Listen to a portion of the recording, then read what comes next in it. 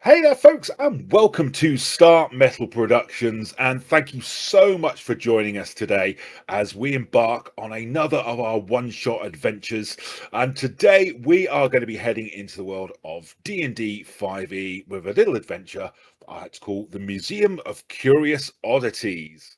I've got a fantastic cast with me today who are all looking forward to being menaced and scared and generally harassed by me. And we are going to be bringing you an epic tale of one-shot adventure just for you this evening. So, a couple of housekeeping rules. We do make sure we look after everybody here, so you will find that we've got things in place for safeguarding to make sure everyone is okay. There may be scenes of fighting and horror and those kind of things, so if that's not your bag, we've got other things on the channel which will probably suit you a little bit more. So please go and check those out. But that's probably it from an opening point of view. I'm just going to give my cast a chance to introduce themselves. We're going to head straight into our story for this evening. So let's say, Jack, do you want to lead us off and just give us a quick introduction? We'll just go around the cast. Sure. Yeah. Hello, folks. I'm Jack, one of the three core Starmetal Productions folks. We got all three of us here for this show. I will be playing Vorgnum Ebonmane, the mountain dwarf war mage. Excellent. Who wants to introduce themselves next? I won't pick on anybody. Hi, I'm Patrick, pronouns he, him. I'm going to be playing Orson Edmund Quinn III, a magic-y fellow. Excellent. We shall get to know him as we progress. Brilliant. And I'm Erin, pronouns she, her, and I will be playing Rosheen, a paladin turned warlock. Always a good combination. And last but by no means least, I am the Eye, and I shall be playing Jasper Masterson XVI, the half-elf rogue. We'll see where that goes. So as you can tell, we've got a proper lineage of adventurers in our group this evening. And I'm Tal. I will be the games master for this evening. Pronouns are he, him, and it will be my duty to guide you through this epic adventure for this evening. So yes, let's head into tonight's one-shot adventure, the Museum of Curious Oddities. We find ourselves in the central government building in the lower town of the city of Tempest Dawn. Not an exciting building, but it's where the things of government actually happen. And it's here we find a very important department. The Department of Inspection and Lawmaking. This is the department which is responsible for ensuring everybody does as they're told, including anyone that has anything to do with magical apparatus or occult dealings.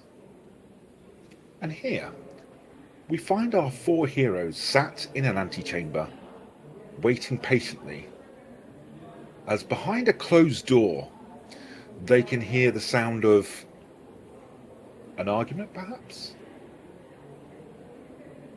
Something is clearly going on there, but all they can catch is the odd, "You stupid idiot, what are you doing that for? Oh, good grief, come on now, get things ready!" And the odd crash and bang as, "Oh, I'm sorry, oh, I'm really sorry." A couple of moments later, the door is opened by a small dwarven girl who looks at you and says, yes, the auditor will see you now, please, if you'd like to come in." You enter into a standard office room. Nothing exciting, a chair, a table, a couple of paintings on the wall.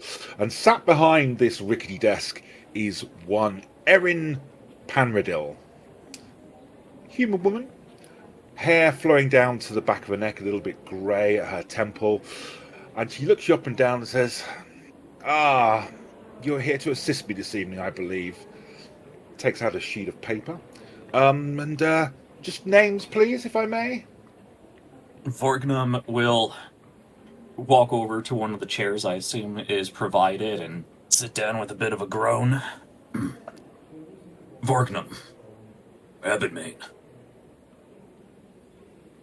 And you see Vorgnum is indeed a dwarf, up there in years, not terribly elderly, but I forget actually how long dwarves live in standard D&D. What is it, like 350 years or something?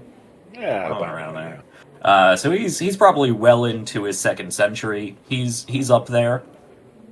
But he has a big, thick black beard.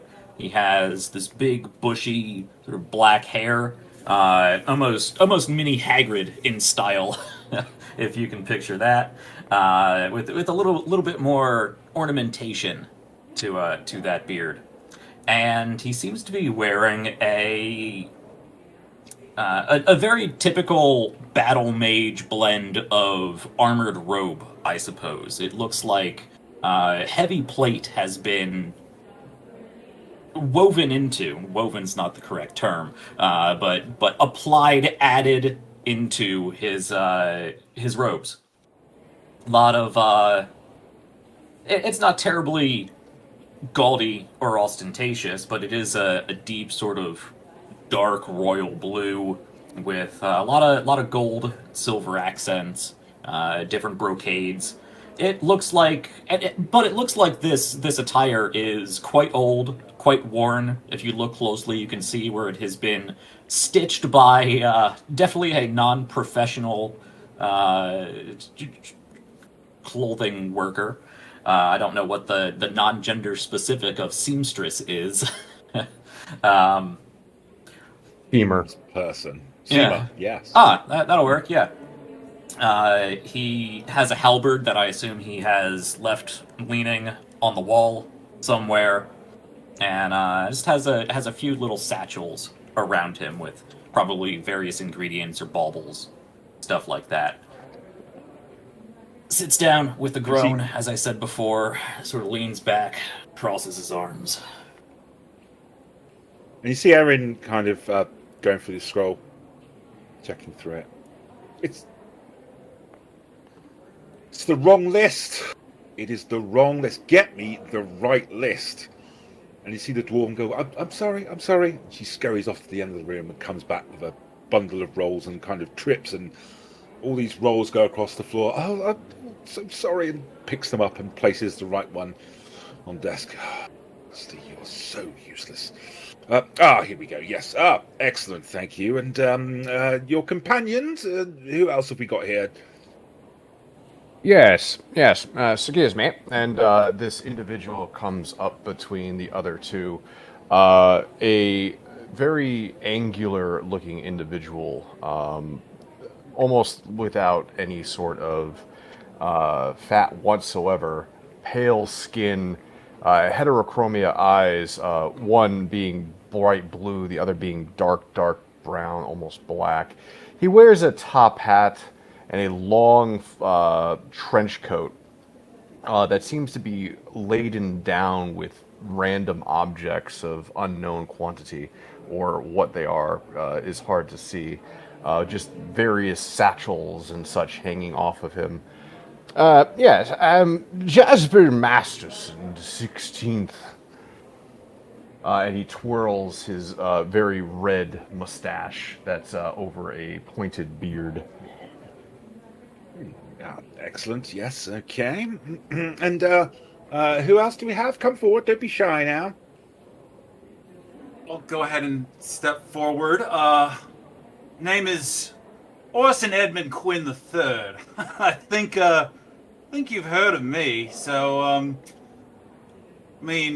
am what you might be called notable.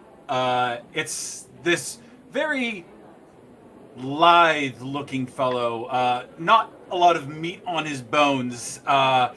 Maybe average height, wearing very fine mercantile tunic that has a lot of filigree all at the edges, fine details and such. and he's got with him a very dense iron walking cane that he taps on the floor, kind of more jovially than functionally. Yes, thank you. And last one of your group, if I may. Yes, Rosheen. I hope you haven't heard of me. And she is a woman in full plate armor, and she has fancy looking plate armor and then the most busted looking sword you have ever seen. Like, truly just kept, not well taken care of.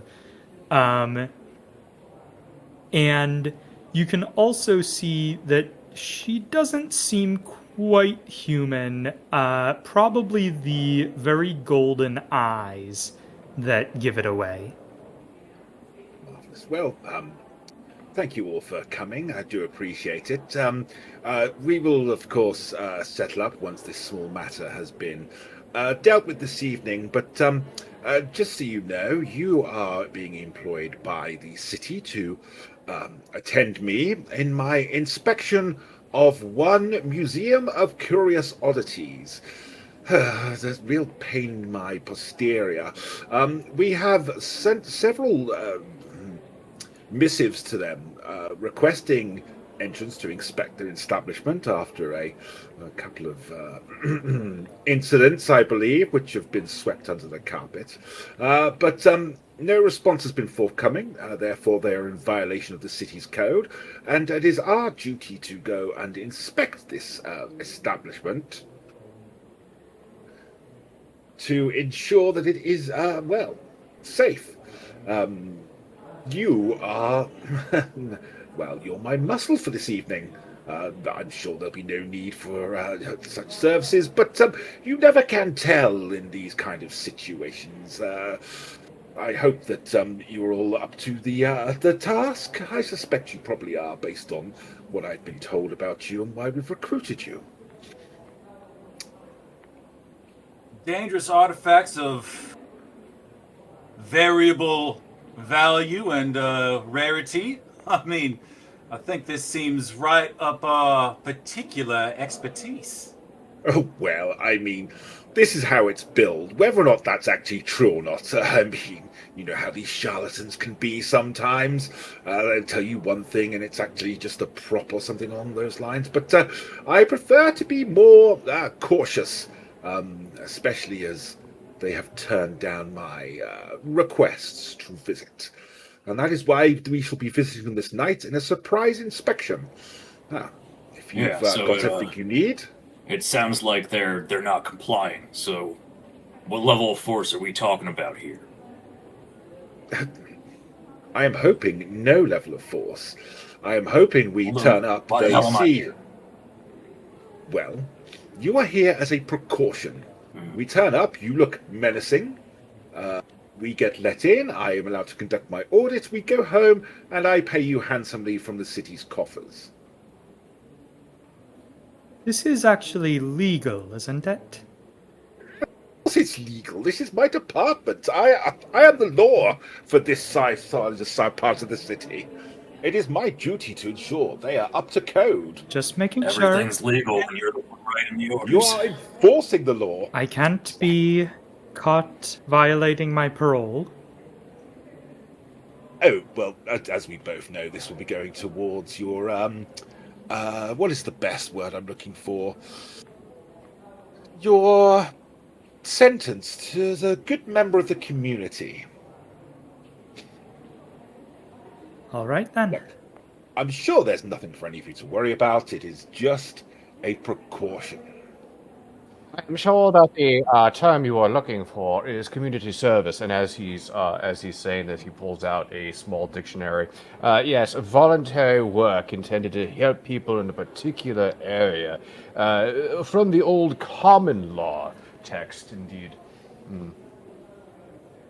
Thank you. Right. That's So it looks like we got the muscle covered between me and... You need to take better care of your weapons, lass.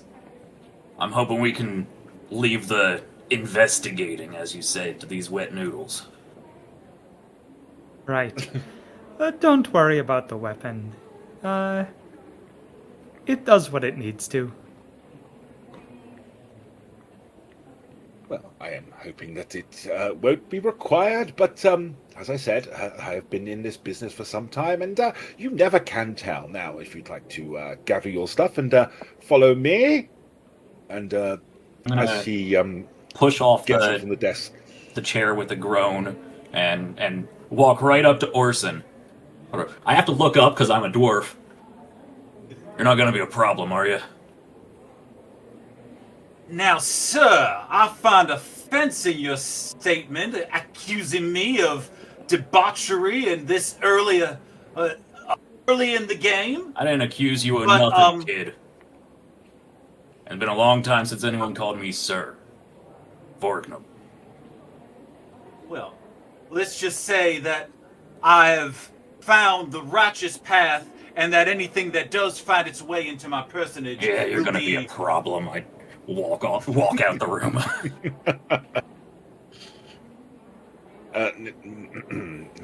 You're not going to be a problem, are you?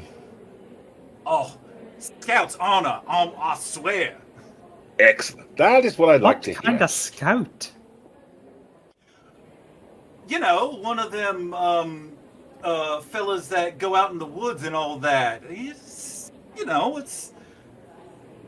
I did stuff in my childhood with my well-to-do-ness.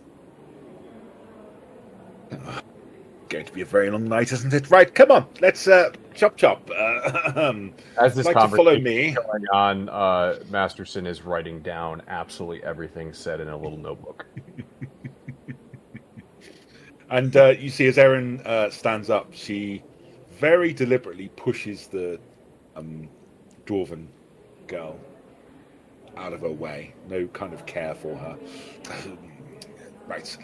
Let us depart. It is only a short distance from where we are, but I'd like to get this over and done with. There's lots going on this evening, if you don't mind. Is this woman storming out with us? No. So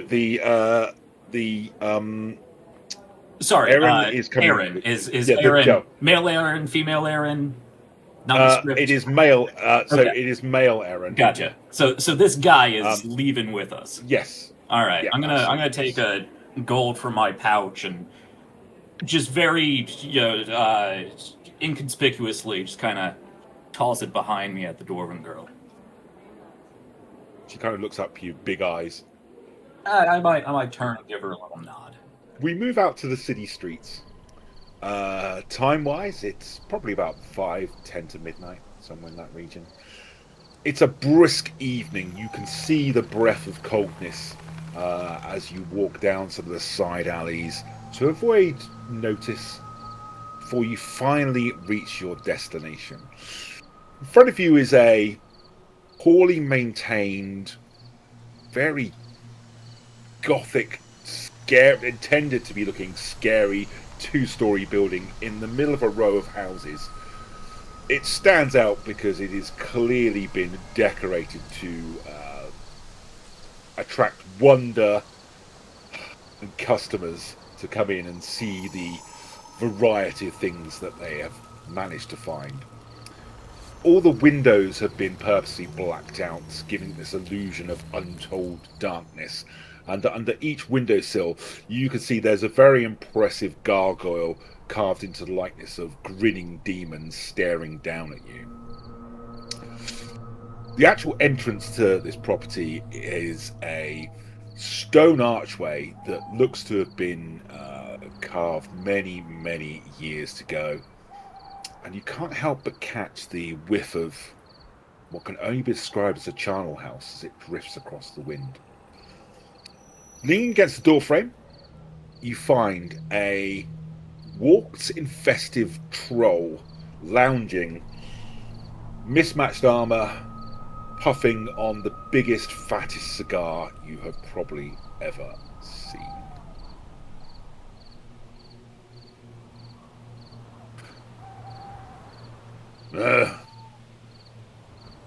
What? Well, You in sir, charge here? No. I'm on the door, aren't I? All right. Well then, can we go in? It's the middle of the night, and we're closed. No, Plus, you're not. you got the looks of busybodies about ya. Official ones, I assure you. Orson They're would the like to worst. cut in for a moment, just to be like, "Sir, I see that you are dedicated to your duty and your diligence, and I appreciate your very expeditious attempt to remove us from the property. However, I'd be remiss if I didn't fill you in on the particulars of our situation. We are here to help you." What? Oh, see, it is your superiors who have requested an audience with us for our skill in our understanding of these particularly arcane artifacts. After all, they are fairly dangerous, as I do recall. He kind of looks at you, raises up his big hand, and just pushes you to one side, just with this massive kind of hand, and looks down at the dwarf. What is he talking about? He's What got the fancy do words. you want? We're going inside. We're gonna inspect the place, and if there's anything wrong, we're gonna do something about it. Now, you could either listen to my new friend here, or in 5 seconds' time, I'm gonna use you as a battering ram to open this damn door. See, that's how it's done. None of this fancy shenanigans. Keep it simple, son. That's what I say. Who's that? And he kind of points at Erin. Well, I'm the auditor, and you have been told on several occasions that you must be inspected. This is an official visit. I demand to see the proprietress. Hang on. He kind of wanders inside. There's a...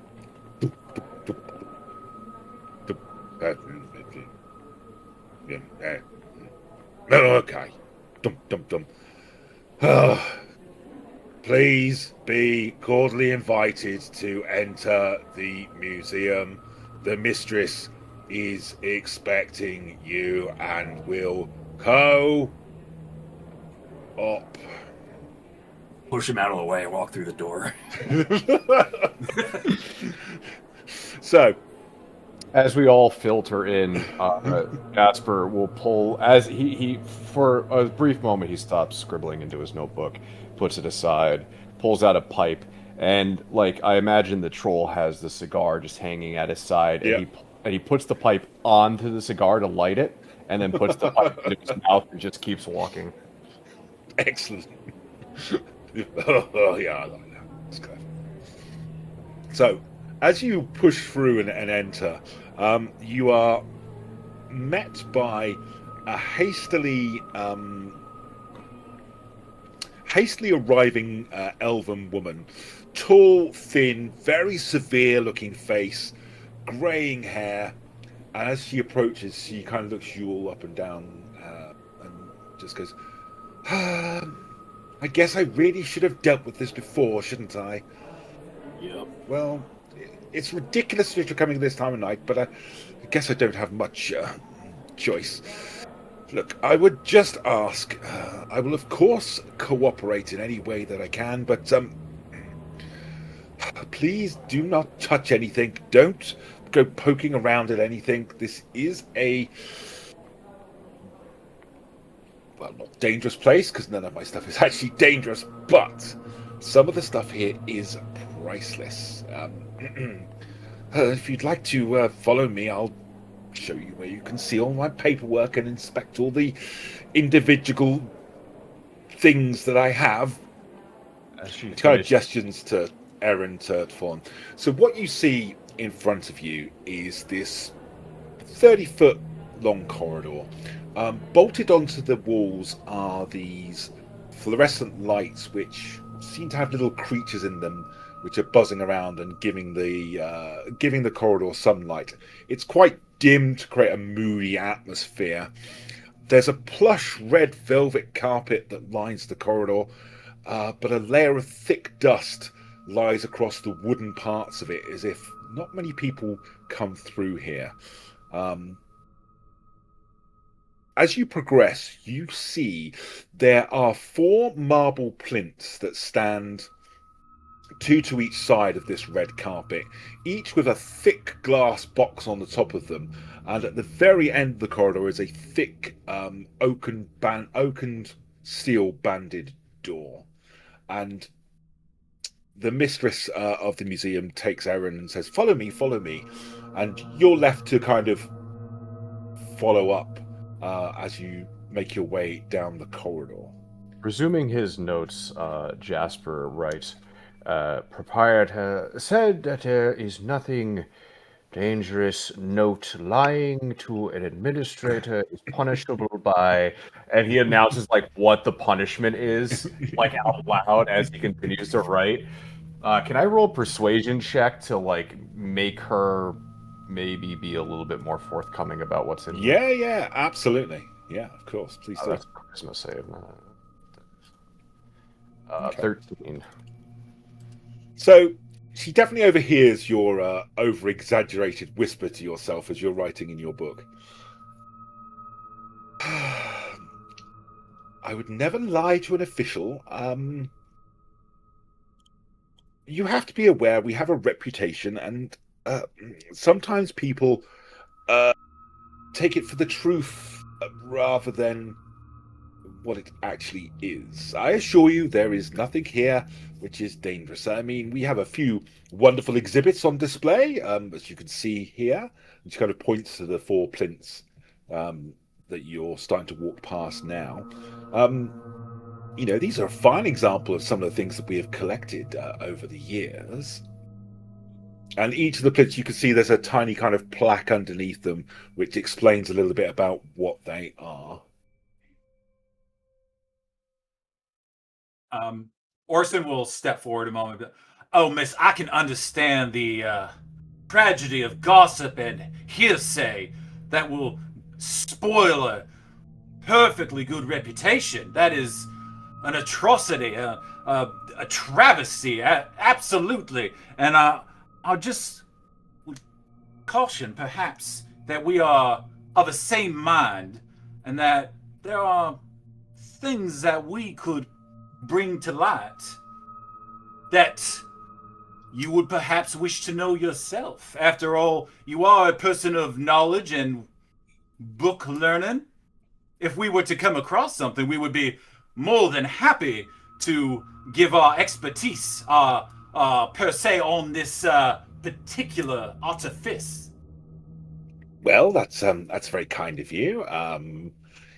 I would say that if you find something in this museum I don't know about, I'd be very surprised, as I have collected most of these items myself. But you are more than happy to investigate, and if you do have any insights you might be able to share, please feel free to note them down and pop them in the suggestion box, which is right outside my office. It's shaped like a bin. But you feel free to pop anything you might know in there for me. Orson absolutely does not clock the takes it for full sincerity. Yep. So, as you're progressing down, you notice that so there's 4 plinths. One of them contains 3 pale, glowing green-blue arrows. One of them contains a skull of a 3-headed baby dragon. One of them is just filled with smoke that seems to spin round and round. And the last one it looks to be a very large glove which has got 5 holes placed across the knuckles where stones might have sat once before.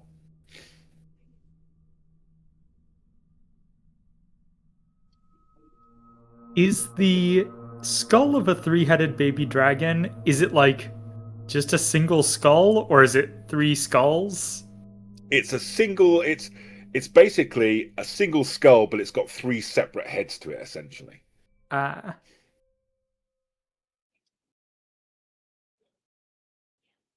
I can see you're already admiring some of these. These are just little trinket, interesting things that we've picked up to titillise and tantalise our customers as they come into the museum. Can I roll an Arcana or investigation check to see if this is just something that they glued together? Yes, absolutely. Make an Arcana check for me, please. 15. Okay. Yes, it looks like it's been very badly made from maybe mashed pulp. It's not very good. Even to the untrained arcane eye, somebody has made this. Maybe a child. It is not a good replica of any kind of dragon. Immediately. Multi-headed dragons have multiple necks too? Well, not that one. From what I can recall, somebody sold it to me. I don't remember the full details, but it's very proud of that one. Very proud indeed. Writes down in the notebook while announcing, extremely faux dragon, completely made up. Please inspect later. Yes. What, you never heard of a plaster dragon? So you hear up as she reaches the door, you hear a series of bolts and clicks and ruins glowing around the door. And she turns. So as you can see, we do have security here. The entrance is, of course, warded in case anyone should break in. But if you'd like to follow me, you can. I can show your friend here the paperwork as required, and you can take a little look at what we have to offer if you'd like to. And she swings open the door in front of you. Somebody want to make me an Arcana check, please? I kind of do, but it's going to be doing bad. checks is all I made this character to do. Whoa, okay. So, when the ruins kind of glowed around the doorway, you are fairly confident that there is enough firepower in those ruins that if they were set off, it would take down the entire building. So, it's a pretty hefty security in place for this particular building.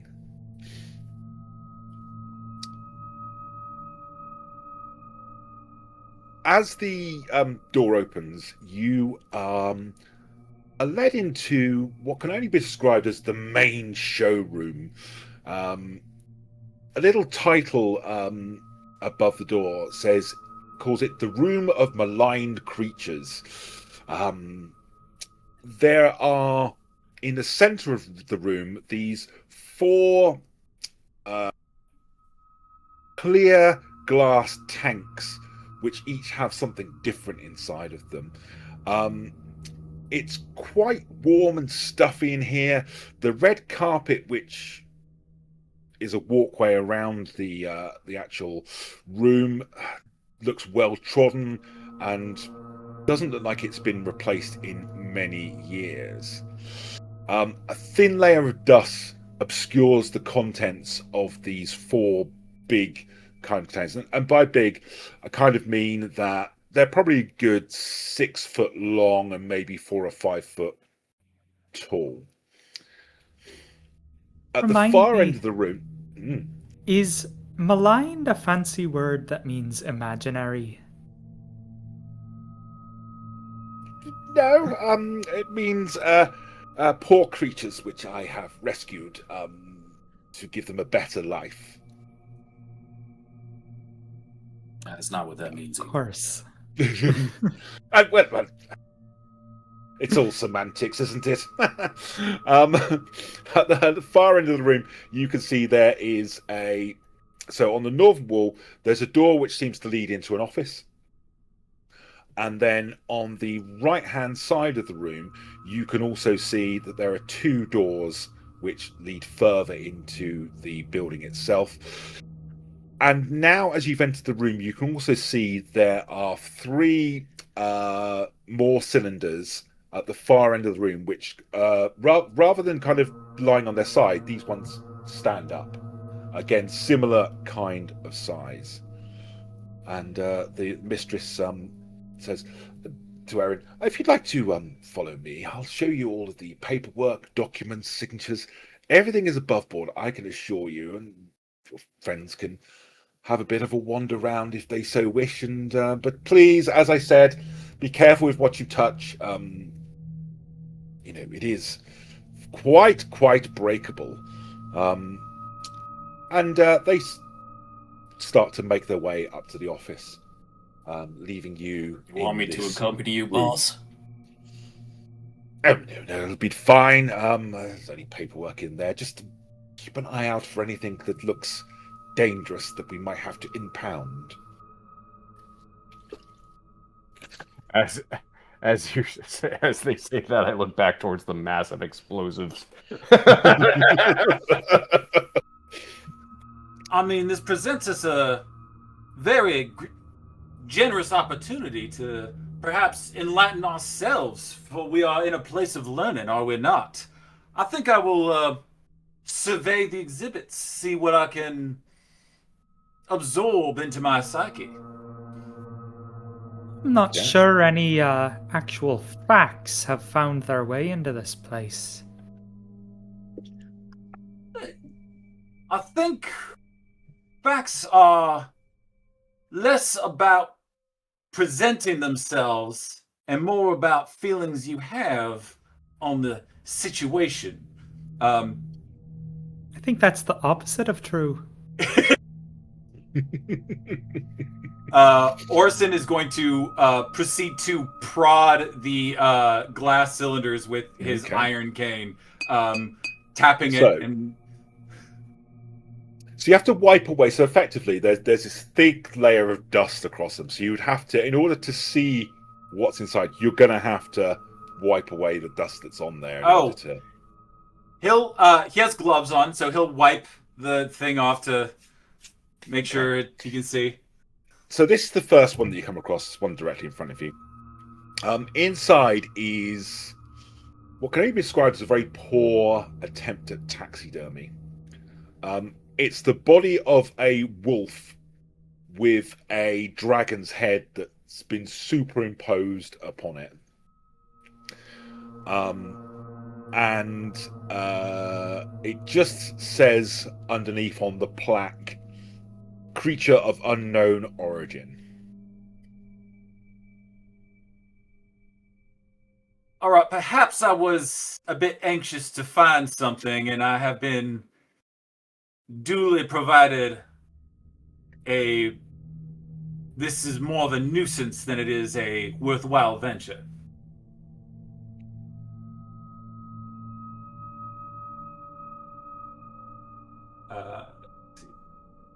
Could I want to do an investigation check to see, because you said that there's some doors that are leading off. I want to look for one that is less public and more employee. Okay. So both of the doors are labeled. So they're stout wooden doors with like a nice big brass plaque on them, which again is dusty. The furthest one away on the east wall is marked as "Ye Terrifying Weapon Room," and the one a little bit close to yourselves is simply marked as "Cats." Terrifying weapons or cats? Difficult decision. I think I will allow others to explore the room of feline kingdom. I'm going to take a look-see at these terrifying weapons. And he's going to proceed out toward the weapons. Jasper starts sneezing. As you attempt to open the door, you find that it is locked, as is the other door as well. What an interesting conundrum. Why would these internal doors need to be braced for security purposes if there is a very stout guard on the outside? What a perplexing mystery. And I don't have any lockpicks or anything like that, so that's not going to really serve me. Jasper comes up behind you, putting his notebook away. He gives you kind of like a weird little smirk before trying his hand at his thieves' tools. So, just as you are about to apply your thieves' tools, because you noticed the ruins on the door in the previous room, your eye catches another one of these ruins. This time, there's a small circle of them around the actual door handle. Oh. He puts his thieves' tools aside for a second, pulls out his notebook. Yes, booby trap doors, massive explosions. Quite. And he puts the notebook back in his pocket and attempts anyway. No, go ahead. I'm watching from all the way over here. Oh, please. 16. Okay. You start to fiddle around with the lock, and as you think you've just about got it, you hear what can only be described as a like almost something's slowly but surely powering up. Yes, but I do commend your effort, but while I might not be knowledgeable on the specifics, I think we have just made ourselves very uncomfortable in this here position. A couple of moments later, you see the mistress storm out the office. Excuse me. I know you need to carry out the audit here, but I would much rather you didn't go into rooms without proper supervision and me disarming the security we have in place. If you could just wait, that would be greatly appreciated.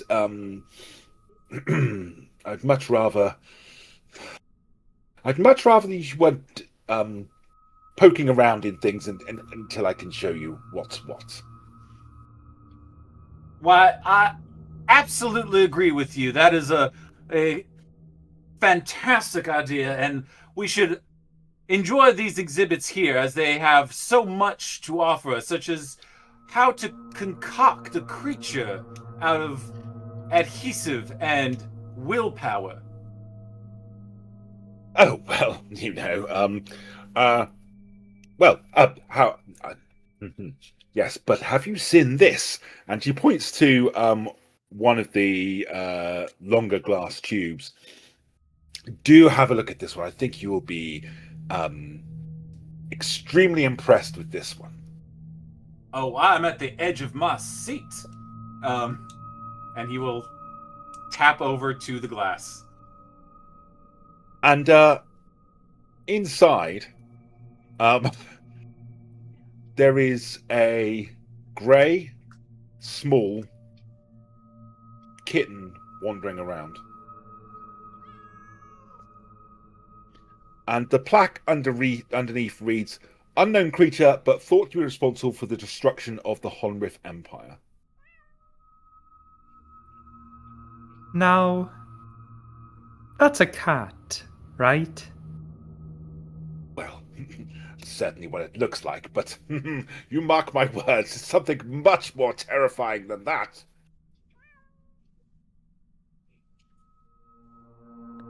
Could I do a history check on what was the empire that is listed there? Honrith. Yeah, go for it. Yeah. Okay. It's not gonna be great. 17. Okay. So yes, there was indeed Honrith Empire. It's probably about 1,500 years ago that was destroyed by an unknown demonic force that was never And explained. I determine whether she is lying. Yeah, absolutely. Give me an insight check. Very difficult to tell. She's obviously very used to giving tours and presenting these wonderful creatures to people. Difficult to tell whether or not she's being sincere with you. And what about this? I mean, this is incredibly exciting. And she takes you across to another one of the glass containers and kind of wipes it away, and it's completely empty. Now this is Oraska, invisible the cat. invisible stalker. Yes, invisible, but very, very dangerous. Well, it's so interesting how all of these creatures are so very terrifying and yet so very behaved. Oh, okay. Come with me. And she takes you across another one. This is one of the standing up tubes. It says, now this is Donduan the Mystic. It's a genie we captured, and as you see, if you pop a gold coin in, he will provide you with a fortune about yourself, your future. Please, give it a try. I've never known him to be wrong. And again, this looks to be some kind of paper mache kind of style of creature that's in this Fine, glass container. I'll bite. Do you have change for a gold? It's 1 gold is how much it costs for the fortune. 1 gold? It's very accurate. Jasper brings out his notebook again, making a administrator pay for the inspection of specific items, subsection 4, the crime of which would bring about a 200 gold fine. Now, Jasper, I think we are being a bit hasty here. After all, this mystical power is something that we have yet to even behold. We have scant any knowledge to judge. I walk over and put in like a copper, like just the. Okay. There's like a whirring and it ding, and you get this little ticket out. Pop it open and take a look. You will die a horrific, viciously destructive death this evening. Does it say that for everyone, or just people that put in a copper? I mean, it's different for everyone. I mean, I've never, like I said, a little bit scary, isn't it, that your death's been predicted? Yes, you're screwed. Well, It would be had that not same prediction happened 4 times over. I'm afraid this genie is a bit late.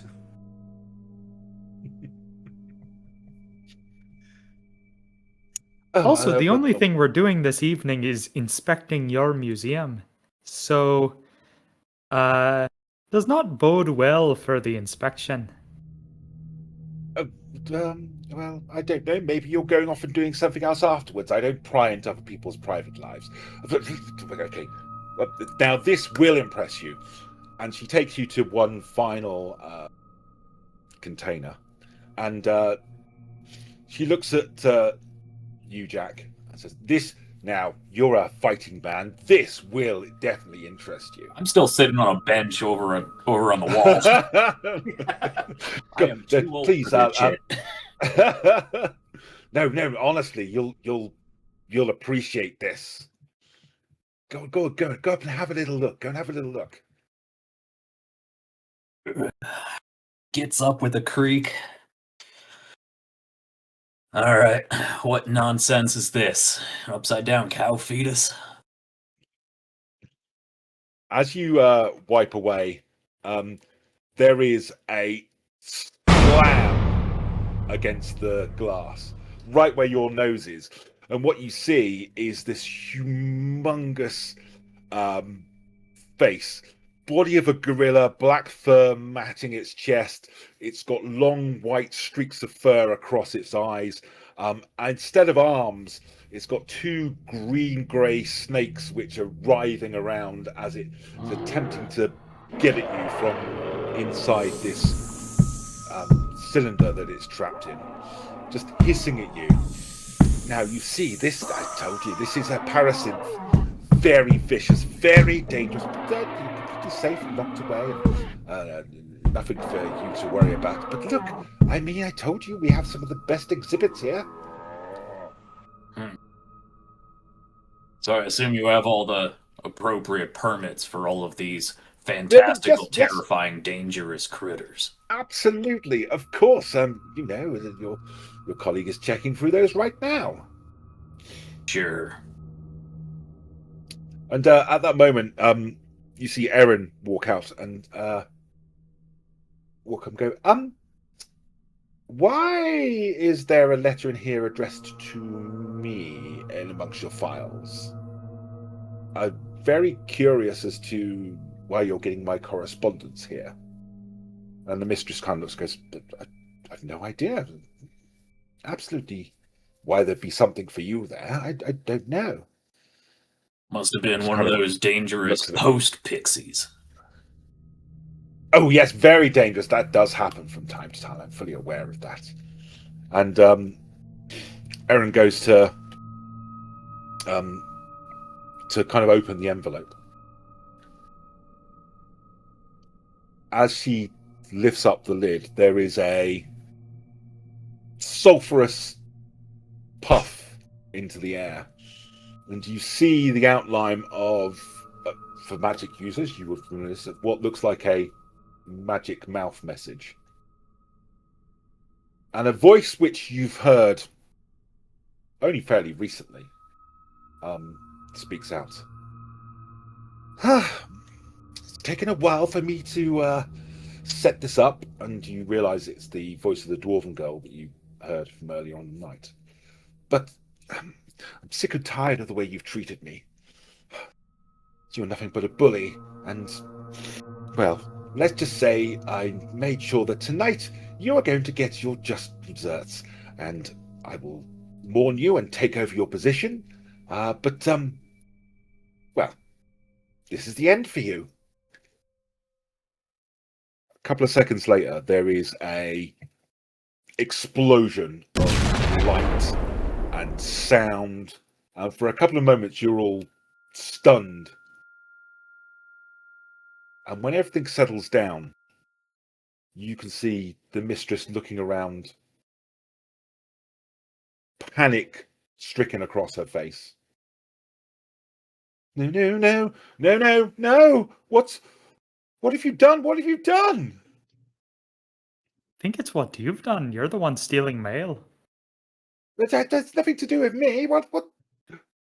Oh, no. And she bolts towards the door you came in by and hastily is trying to open it. But it won't open. I'd like to do a perception check of all of the exhibits.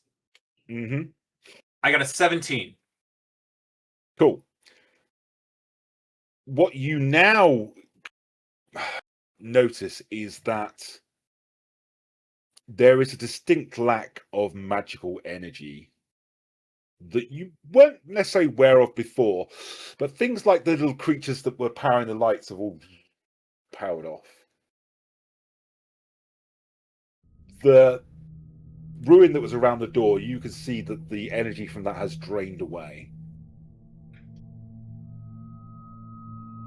I think what the illustrious dwarven woman has done is to lock us in a box and open all the doors. A moment later, you hear the sound of glass.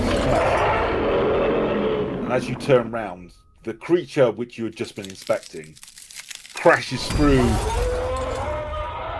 the glass barrier, grabs the mistress in one of its snaky hands, and just bellows a roar. I would like you all to roll initiative for me, please. Right, have I got everybody? I think I have. Immediately going to most likely run away to the closest place that I can hide behind. Okay.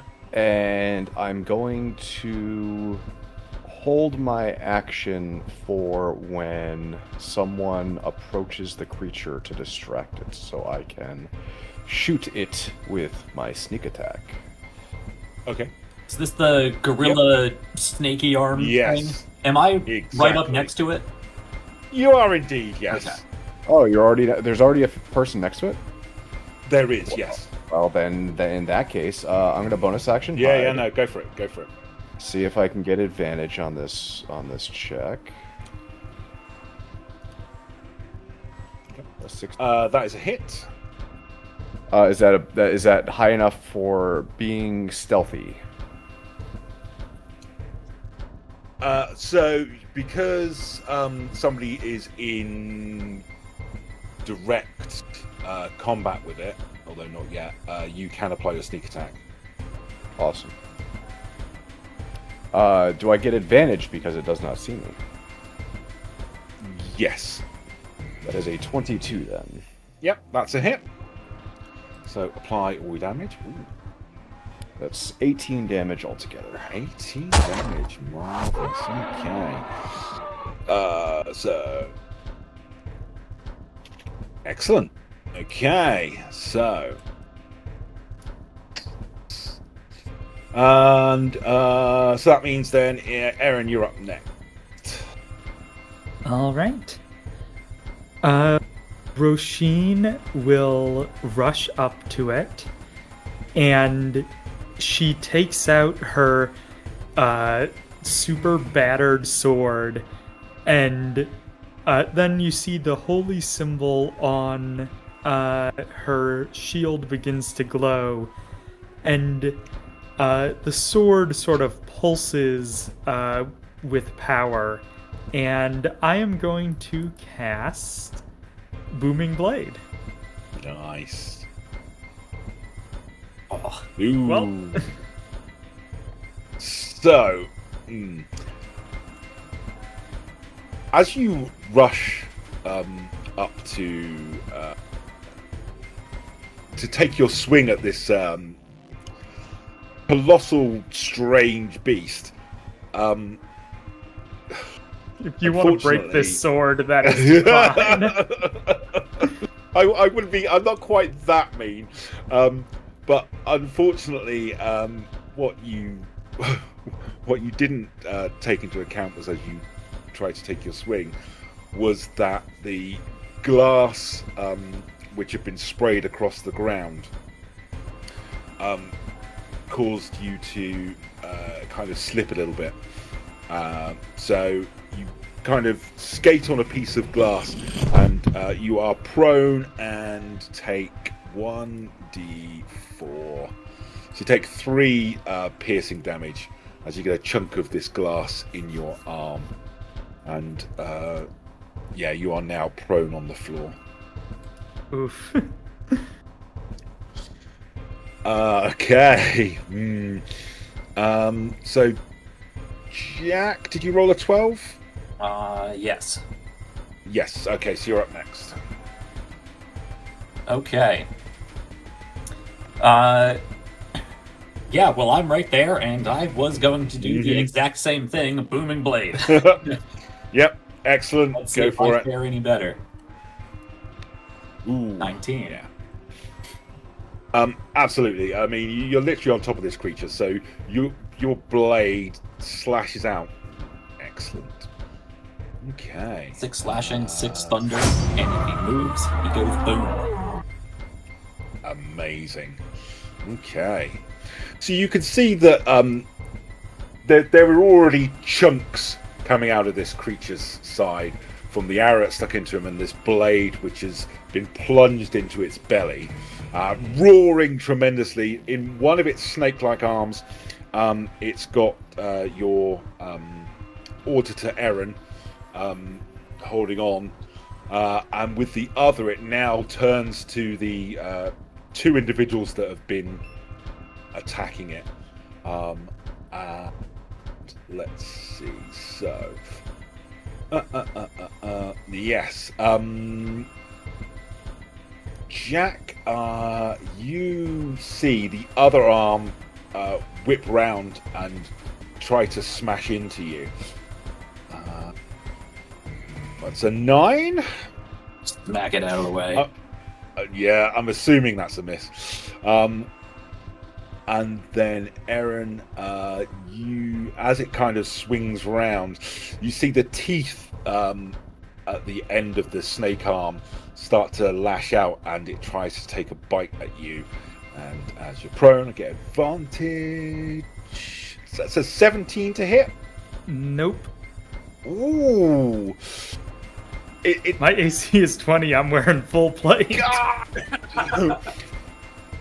There is a moment where you feel the fetid breath of this snake arm as it comes within just centimeters of your face, but luckily it is battered back by your armor, and you're able to breathe again as it roars, and with its other snake arm you see it throw Erin across the room, smashing into a wall at the far end, and she drops to the ground.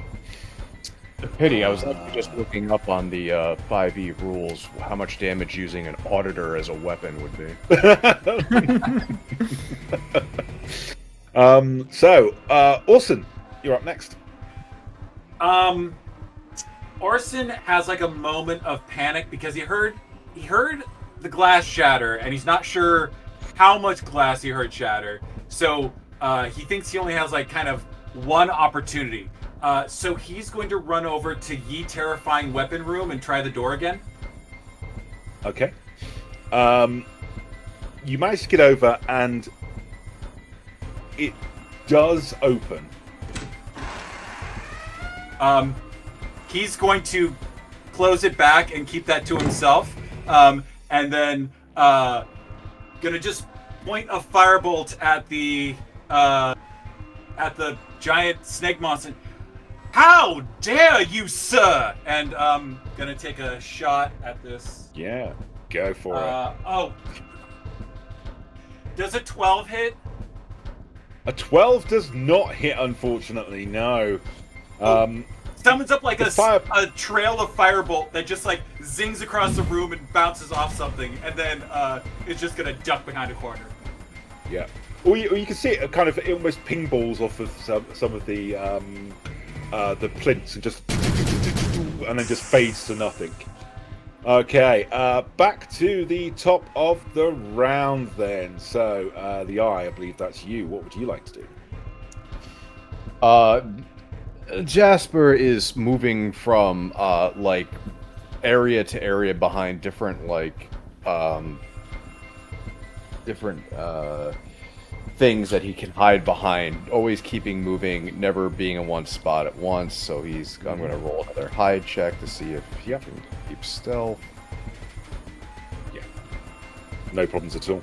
Alright, then I'll take this attack at advantage. A 24. Bam, 6, and then 9, so 15. Nice. Okay. So another bolt flies into this creature, and this time You can see it sticking out from the middle of its chest, so deeply embedded. There's another roar. Both kind of snake arms go up into the air, and there's a hissing kind of roar from them as well. But there is blood and gore just running down from this creature as it kind of staggers around. Still up, but looking like it's on its last legs. That means it is Rosheen. Go for it. Okay. I am going to use half of my movement to stand up. Yep. And then, it didn't work last time, but maybe it'll work this time. Absolutely. It certainly can't be worse than last time. Does an 11 hit? No, unfortunately. So as you kind of get yourself back up and shake yourself up from falling down, and again you try to focus that energy, and but as you go into hit, one of the snake arms just comes up and just blocks it away at the last moment before you can make that hit on them. And the booming energy slams into the wall behind you as your attack just misses. Jack, now it's your turn. All right. Well, booming blade seems to be the verse of the night. Do that again. Go for it. It's 17 That is a hit. for 9 slashing and Ooh. 10 thunder. How would you like to kill this creature? Yeah, I think it's the boom from Rosheen's attack that distracts this creature enough for me to swing my glaive down in like an uppercut and just take one of the snake heads off as I slash up the torso of the gorilla and blast it back with the boom. Amazing. So there is this impact which rattles the room just from the sheer power of this blow, and you'll watch as this creature just almost explodes from this vicious attack and just lies there on the ground, panting and clearly now dead.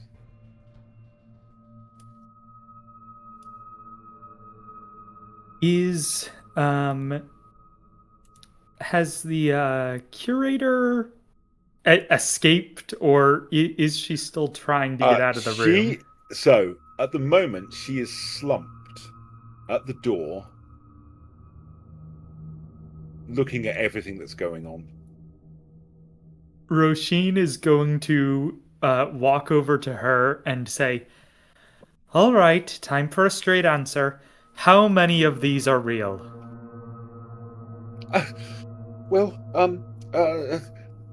Straight answer. Yes. Well, the ones that I brought in when I took over, I will admit that that they've been more for show than anything else. The ones that were here before that I inherited, they are perhaps a little bit more dangerous than and well, I can only surmise this, but I think whatever your friend unleashed when they opened that envelope has taken down all the protective magics which has kept everything in place.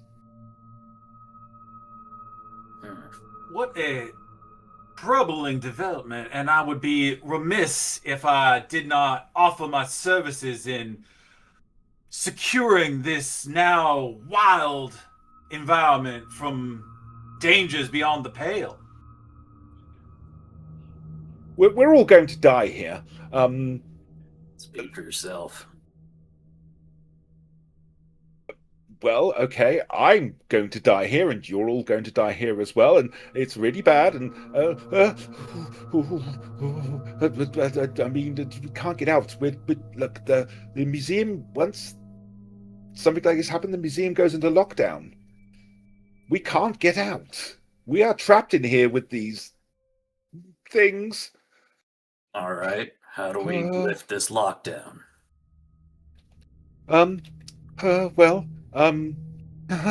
Well, we would need to reset the components which run everything here. That means somebody having to go down into And the I reach down and grab her by the scruff of her shirt and lift her up. Ah! I assume you know the way. I spin her around and Well,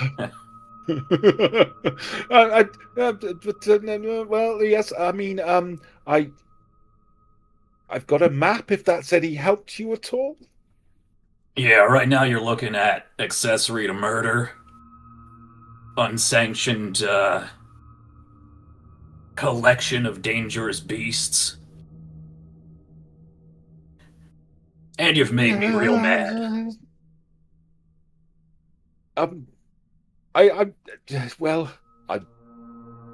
Oh, and our paycheck blew up. So, either you can give me that map and a good sack of gold to go with it, or you're walking us right to where we need to be to make sure there's no more problems. You are more than welcome to take anything you want from in here. I have absolutely no issues. Just you know, just I don't want to die. I really don't want to die. I don't want to die. And despite our disagreement on the subject, I'm sure we can come to an agreement. Well, I mean, look, and she dashes off to her office and she picks up a couple of files. So there are 3 floors, essentially. You've got the ground floor, which you're on at the moment. You've got the floor above you, and then you've got the basement. Essentially, if you want to escape, you have to reset the power in the basement, and that will open an emergency hatch, which will lead to the roof so that you can escape.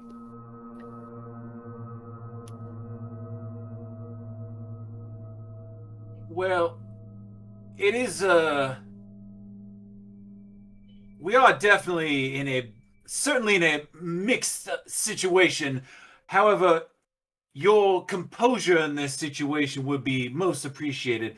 Any information you can impart on us, use your teaching credentials and give us the utmost information you can on what is waiting for us, what dangers lurk in the shadows.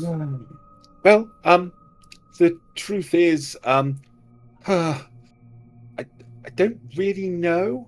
I kind of keep those things locked normally and don't go down there. Or, well, the only advice I could really give you is don't go in the room of otherworldly artifacts. The last time I was in there, one of the exhibits started talking to me. So best to avoid that, I would say. All right, of course. Can you unlock the room of otherworldly artifacts? It's already unlocked. All the doors are unlocked except for the main door and the escape hatch. Everything's don't even open. Have any physical locks on the doors? Well, no, it's all magical. We didn't really put any locks in. Like I said, I took this over from somebody else. I haven't really had it that long. I've just, you know. All right, well, write that down then, that for security, very easy vulnerability. There's perhaps some consulting work that we can offer after to make a more successful experience in this venture of yours. But for right now, we are unfortunately going to have to explore every crevasse of this learning establishment. Orson is Yes. going to make his... Oh, go ahead. I probably just a small thing.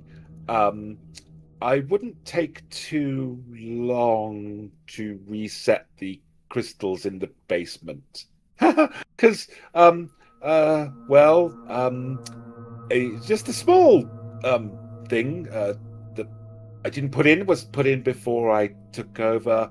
If for some reason all the magic is turned off, there is a time limit before the building destroys itself. It's nothing, you know. You've got a couple of hours.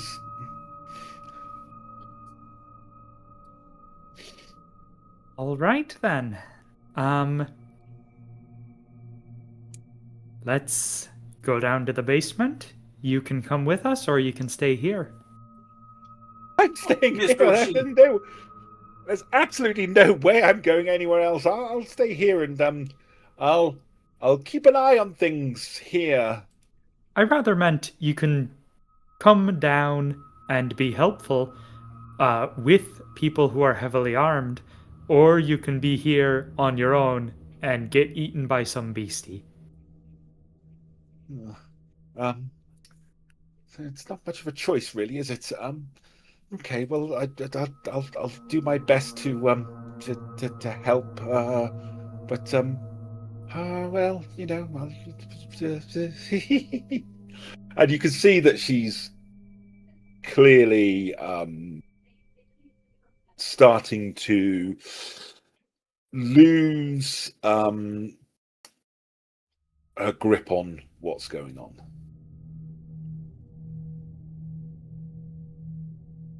Well, let's not be too hasty here. Perhaps it would behoove us to properly kit ourselves in all of the fine accoutrements of this here Arcana Museum, if you understand what I'm saying. What's in the weapons room? There's a couple of statues. There's a chest in there.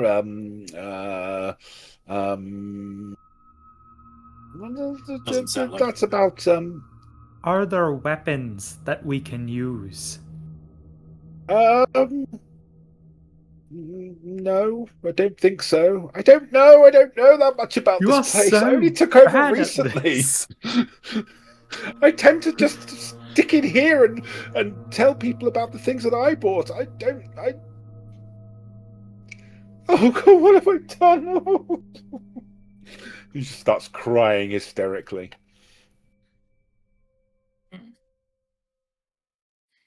Now, hold on, just above board, is Erin dead? Is Erin no more? It's a good question. So she was right in the center of the explosion. She was then lifted up. Her body was then lifted up by the parasynth and thrown across the room against the wall. But nobody's actually gone to check on her.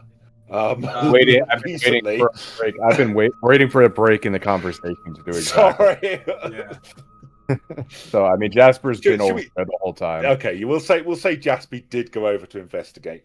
Do you want to make a medicine check for me then? Please? Oh, the one thing I didn't put any points into. Yay.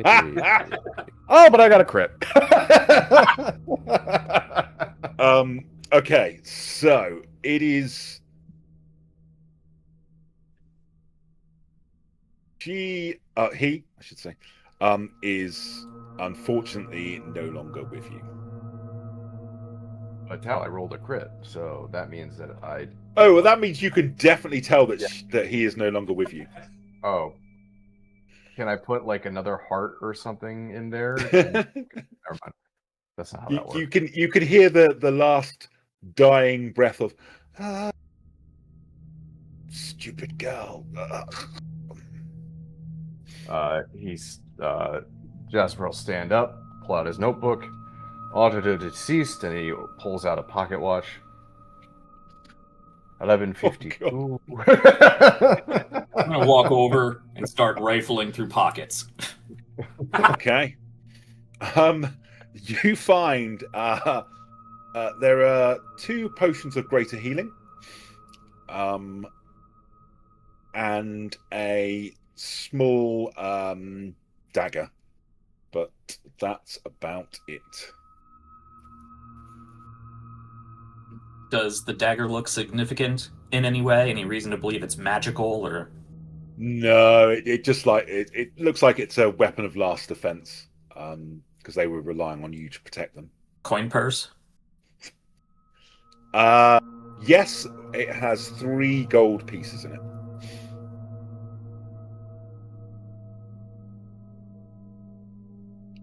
I'll snatch that up and just sort of toss it behind me. You guys can fight over that.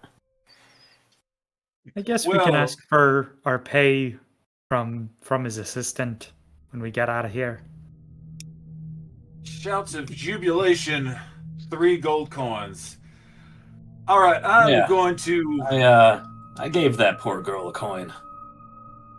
I don't know whether to go back and take it back or give her another. All right. Which one of you can read this damn map? How are we getting out of here? Down to the basement? Where are we going? Well, I am very reluctant to head down to somewhere that is specifically designed to remove us from this mortal realm, so I would perhaps like to explore some opportunities to benefit ourselves. You want to loot the place? Well, you make it sound so crass.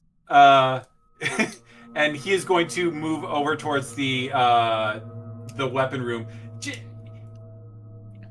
He heard what the museum purveyor said, but is also hopeful in that very on-man kind of way, like, maybe this will work out, and is going to just kind of take a glance in there, just like a quick, like, hey, anything look like it's a glowing sword and a stone? Okay. So a quick glance into the room. Again, it seems to have that strange, almost dusty, disused feel to it, as if no one's really gone into this room at all. But what you notice is there are indeed a couple of statues in here. One of them's of a minotaur dressed in a toga, holding a crystal orb in the air. Just so I can orient myself on this map, we started in the room with the 4 glass. Yes, capsules. Absolutely. What are we moving into? And so the top right-hand corner is where you'd be moving into. Okay. So there are 2 doors on that east wall. One of them will take you up into the top right-hand corner, which is the room of weapons. Gotcha. Sorry, you were saying Minotaur statue. No, that's okay. So, Minotaur statue, there's a chest in between the Minotaur statue and another statue, and then the final statue is a 5-headed serpent coiled around a man in leather armor that seems to be slowly squeezing him to death. Cheery. From your brief look into the room, having not stepped into it there, you can't see any doors that lead anywhere as of yet. Orson is just going to kind of like lean off into like kind of a more shadowy covered area, and he reaches down to his chest and pulls up a pendant made of marble that depicts an open book, and he's gonna be like, all right, bookie, hey, so it seems that I'm at a loss for what is in this room, and I would appreciate some of your lore. And is going to hiss at his book of his pendant of lost lore to see if he can get anything out of this room. Okay. you hear a very kind of dry. I've provided you with ample information in the past, and I'm just merely asking for a return of services. I had hoped that maybe you died and I'd been passed on to somebody better, but there we go. can't have everything, can we? Right, what is it you want to know about this room? Well, Yeah. there's a couple of statues in there. Oh, interesting. That first one, I'd say it's probably some kind of tribal leader. Maybe, Corbin. Tribal leader of the Jindy, I would say. Certainly that's what it appears. As for the chest, well, it looks like it's made of some kind of bone carved from one piece. That final statue, not really anything interesting that I know, unfortunately. It's certainly an artistic piece. Of course, you can just go in and read the plaques that are underneath them. They'll give you just as much information, but, that's entirely up to you. I was hoping that perhaps you would have some corner of the arcana that has not been unturned, but again, you prove yourself to be just merely a tour guide in the journey of life. I will ask for your services evermore until you provide some usefulness upon this earth. Oh, fine. You must insist. I would say that you probably want to take a closer look at that snake statue thing. But something not quite right about it, in my opinion. Does that help? Orson, who does not have a good sense of self-preservation, absolutely didn't hear that last part and is like, snake statue, I gotcha. And is going to go towards the monster wrapped around the armor. I'm gonna lean over to Rosheen. Normally I'd stop him, but I kind of want to know if that fortune's true.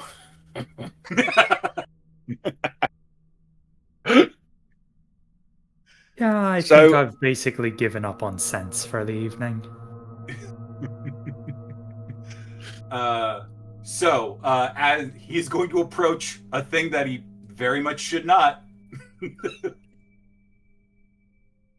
It's basically exactly what it looked like. So it's this snake is kind of wrapped around this man. Looks very realistic. There does appear to be an open mouth on the snake, so the snake's mouth is actually open. And you can see that the man in the statue carries a sword at his belt and a backpack on his back as well. I think Orson is not interested in the marshal, so he would... Hey, a backpack is a mystery bag. It's just a present waiting to be opened, so he's going to snag that backpack. So it's actually part of the statue itself. Okay, I thought it was. Yeah, no. It's actually part of how the statue was carved, by the looks of it. Oh, okay. Orson pulls the statue over. Orson just dragging a giant statue armor. All right, I got what I wanted. I'm gonna do just one last check for common sense. I'm gonna use Arcana because I get -1 to it. Yeah, go for it. I got a 6. So Orson got told that there's the book told him that there's something here. Yep. I mean, there's a chest which you haven't opened, but apart from that, nothing exciting. How much do you trust that sassy necklace of yours? I think it is waiting for the payoff. What you gotta do is you enough ventures with it, it will eventually yield positive results. All I have to do is provide it the opportunity. I think Orson has been gobbled by a couple of mimics before, and so he is very leery of a chest. He is going to. All right. Well, I was hoping for some sort of silver bullet, if you don't mind the simile here, or the metaphor. And unfortunately, there's nothing of the sort. And we are. Unfortunately, the only course of action is the basement, as was previously stated. You see a huge reluctance on Orson. Did we get the name of the curator or whoever she is? No, you did not. Hey, you. Yes. How long do we have? About an hour and a half.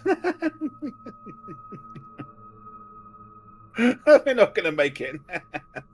Not going to make it.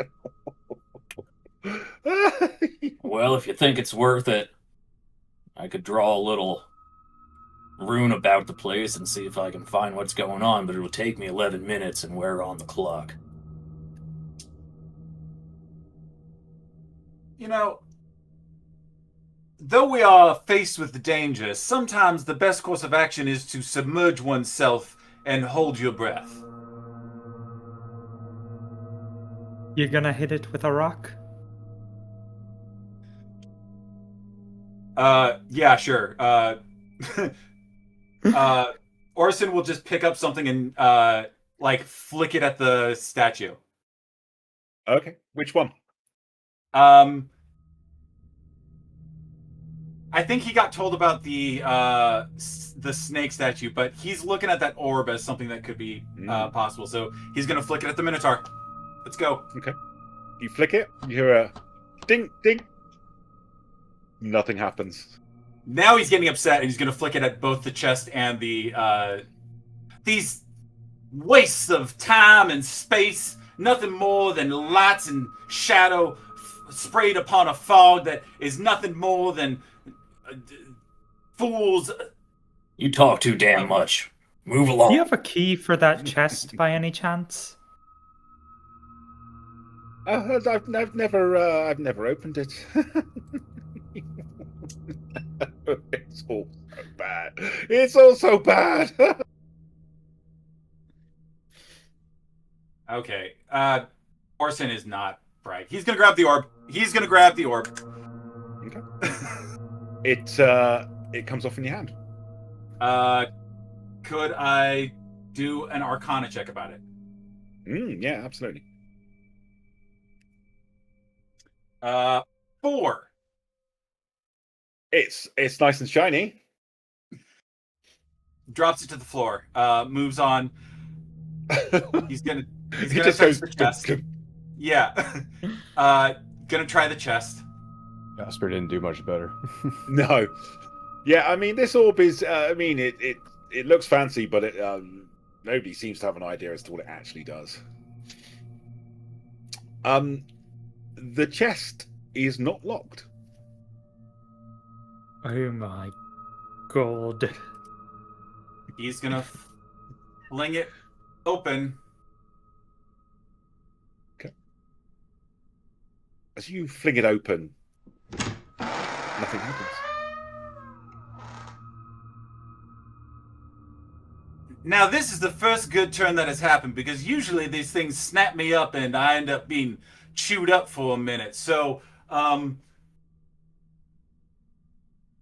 let's give another pull of that lever, and he's going to see if he can find anything that he can remove off of the last statue.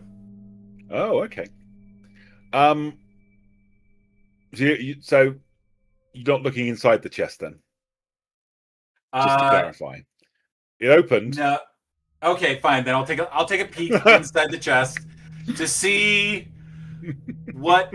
I'm not saying you should do that, but no, I shouldn't. I absolutely should not be doing this, but I'm going to. I look inside the chest. Inside the chest are 12 mummified snakes. Now, I happen to know a missus in the marketplace that could brew me up some, perhaps, illicit substances from this, but I'm not going to waste your time with such dalliances. And we'll move on to the last statue, because mummified snakes is creepy, and I don't want that to happen.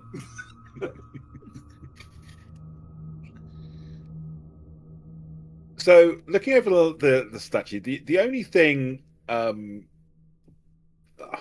which kind of catches your attention is the fact that the snake's mouth is open, and one could, if one wanted to, reach inside of it. Now, this snake and its open mouth, is it about orb-sized? You could surmise that it would be, yes. I know we have already rolled 2 Arcana checks here. I don't know if you put a limit on everybody rolling. No. All right. You can try. absolutely. I will give you, as you've had this thought process, I'll let you have advantage. All right. How do I do that? Is that coming through normally? Do I have it set up that way? I'm just gonna roll and see. Arcana. Okay, what do I got? A 19 and 19. At least I'm consistent. Excellent. So it definitely, from what you can see, looking at the orb and looking at this thing, they were meant to be put together. Clearly, this orb was originally inside this snake's mouth. And you do get a sense that there are lingering traces of magic within the orb itself. Well, apparently we're all gonna die anyway. I give it a quick polish on my robe and... Okay. As you place it inside the mouth, there's a grating sound. A sound almost like a choking. And you see the orb being swallowed by the statue. A couple of moments later, there's a almost expulsion of breath as the snake collapses to the ground. And you see what you thought was a statue of a man turn to flesh and collapse on the ground. Dead, unfortunately, but released from the snake's stony tomb. I think that's a good place for us to have our break, isn't it? Yeah, let's do We're that. about that time. So we'll be back in a moment to continue on with our adventure, but we're going to go and hydrate and get ourselves all sorted out, and you can come back and join us for the second part of our adventure in the Museum of Curious Oddities. We'll see you shortly.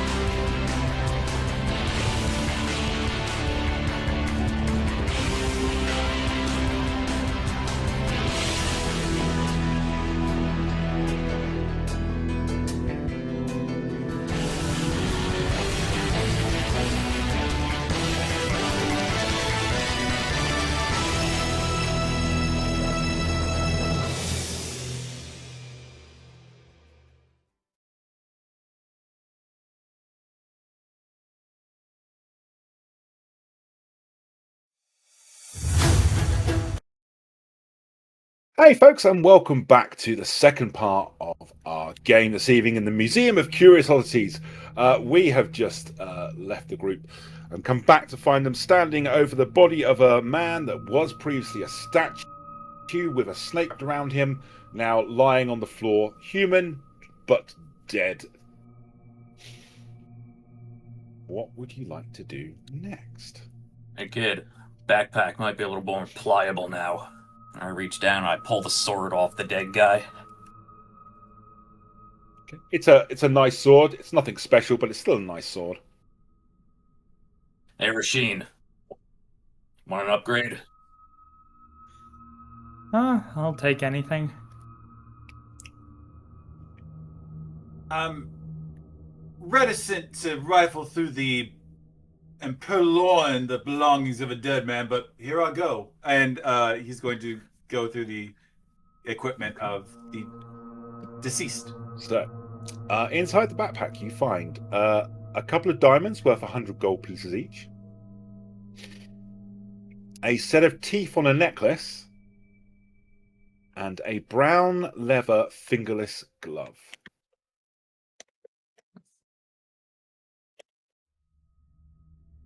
Did anybody take identify?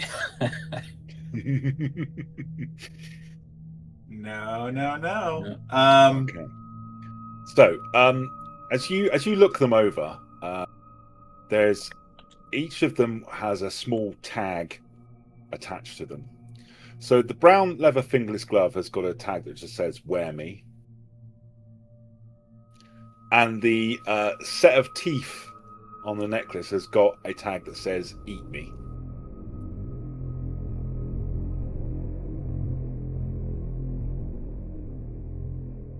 And you can see that each tooth is kind of on there individually, so you could quite easily just take one off if you wanted to. All right. Rosheen? You can eat those teeth if you want to. I'm gonna go find the way down to the basement. Well, we got door number 1 and door number 2. How many teeth are on this necklace, then? It's about 8 or 9, roughly. Okay, I'll grab that. I'm sure I've eaten worse. Pop one off. Oh, okay. You're actually going to put excellent.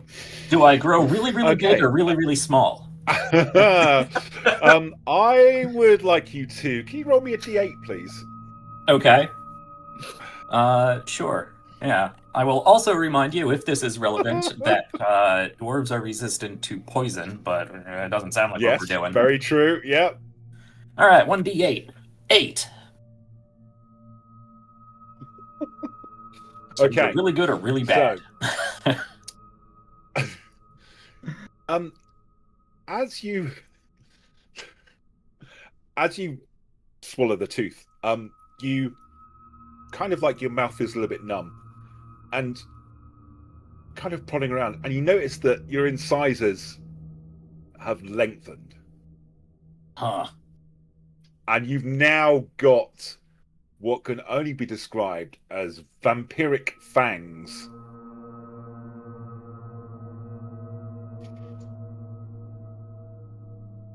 So, Vorgnum, I do not mean to alarm you, but it seems that you are now a creature of the night, if to be honest.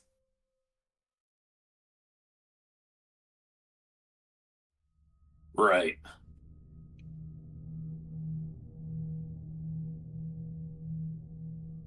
I'll worry about that problem later. I mean, I don't feel dead, right? no, not at all. I'm gonna do something real quick. Go for it. I'm gonna use divine sense to see if I sense any dead stuff. Okay. Very strangely, there is no sense that he has become undead.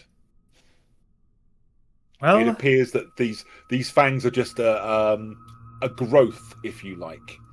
And should you wish to, you can bite people you can use your attack to bite people should you wish with said things. You're not dead, so that's where my purview ends. Let's go in door number Diagnosis. 1. Let's tally forth then. I think subtly, Orson just slips on the brown fingerless glove. Just, I mean, it's a fashion piece. Okay. As you inspect it, you see it looks to have been stitched together from several types of human skin. Ah! I think he doesn't realize it is until he puts it on. He's like, "This is yeah. very disconcerting." But it's on his hand now. Yeah. As you're looking at it, you suddenly notice that when you flex your fingers, this set of claws spring out, but they're spectral.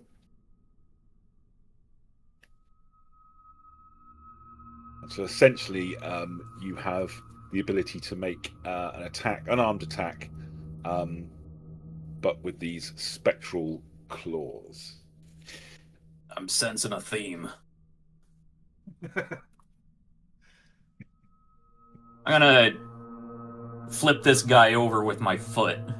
Does just by his personage, does he look like anybody I might know from history or lore or whatever? Yeah, make a history check for me. 10. Nothing that kind of springs to mind. I mean, you've been around long enough to hear all sorts of weird tales and stories, but nothing that kind of sparks the memory as to who this person might have been.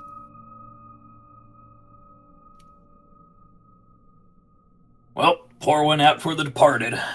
Pull out a little flask, unscrew it, swig something back, dip a little on the ground. We will always remember his generosity, providing us even after his departure. Now, we must depart, for we might be next in the pecking order. So, on the south wall, there are two doors next to each other. And one of them, let me just get my details up. So, the one on the left-hand side reads... Sorry about this. 2 seconds. Get back to where it was. The one on the left-hand side reads cats, and the one on the right-hand side is marked as ancient curiosities.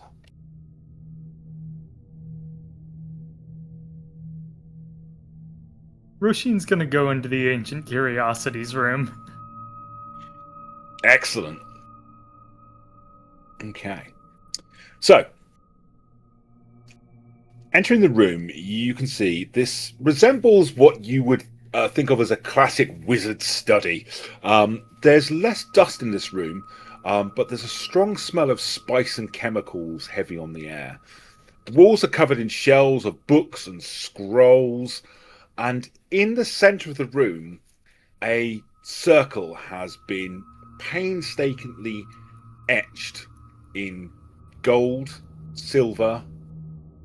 There are various jewels at key places. And in the center of this circle is a 6-foot marble statue. Hey, Scrivener.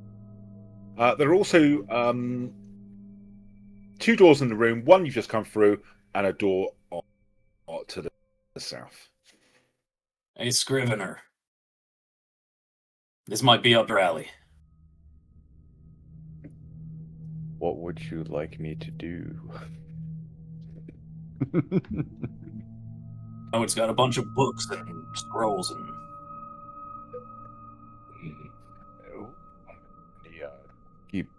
He's been busily jotting shit down the whole time and just hardly paying attention to what's going on. He just has his head in his notebook, writing down everything everybody's saying. He will go over to the scrolls and the books. Okay. So as you enter the room, there are stacks of scrolls and books. Some of them are interesting, giving history on different aspects of magic. Most of them are just props by the looks of things, just filling up the spaces. The one thing you do find of interest is a scroll of protection from good or evil. And as you're looking around, you get your first proper look at the statue in the center of the circle. The plaque next to it reads, "A study in darkness and light, artist unknown." And when you look closely, you can see this is a statue of two sides. One side of it appears to be of an angel crying out, and the other side of it appears to be a demonic entity of some sort.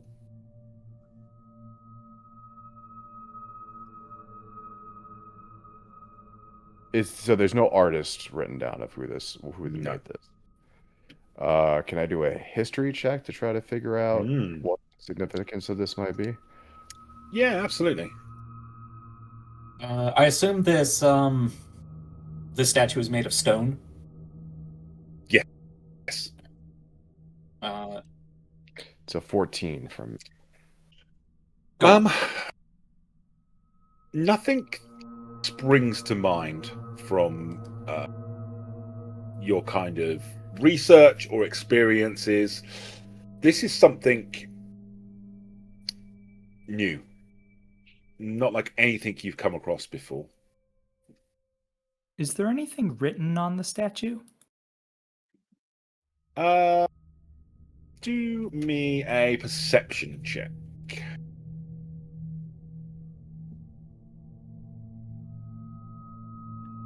Ooh. Nice. You can't see any writing on the statue, but what you do recognize is that clearly the side which is the angel looks to be in pain, whilst the side that is demonic looks to be reveling and happy, I suppose is probably the best way to describe it.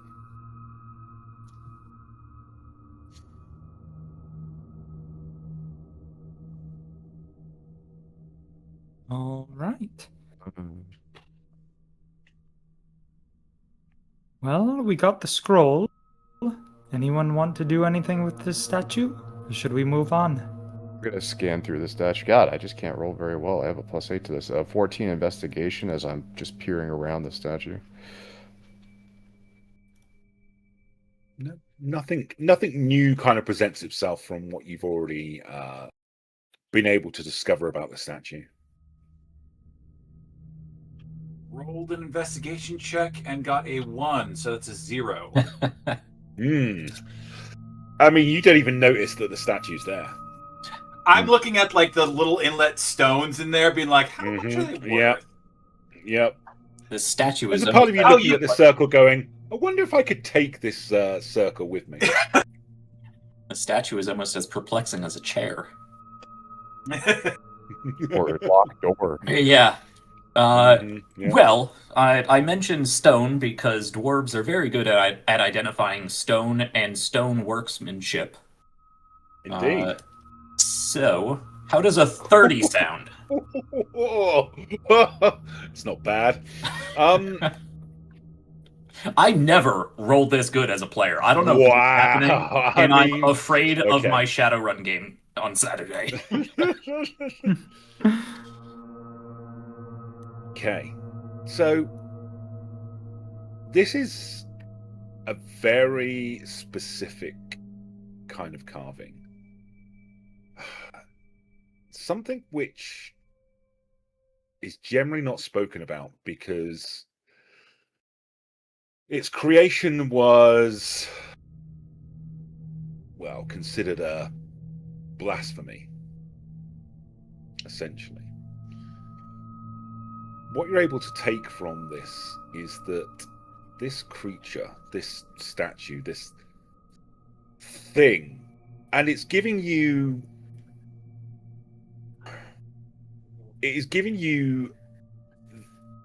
a warped sense of evil to your dwarven nature. You've heard it called by a couple of different names, but the common one is the chromosome.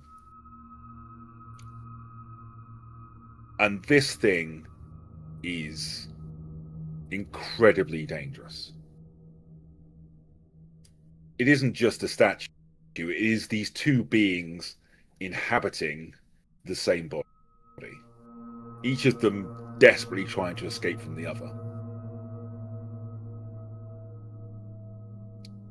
It's meant to look like a statue, but it isn't.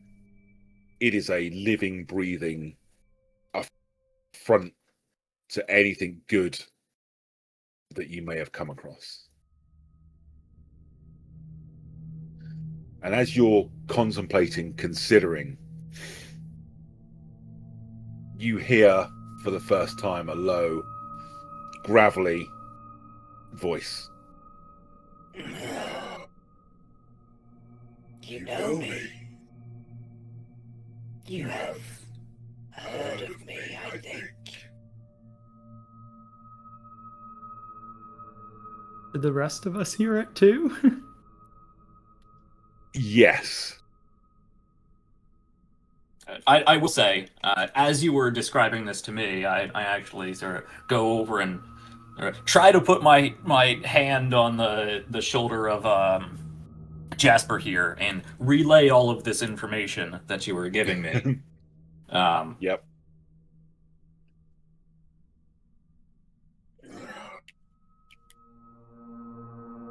Come, child of stone.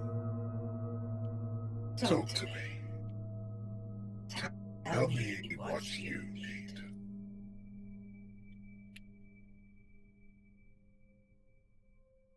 So, is this statue two beings or one? Or would I know?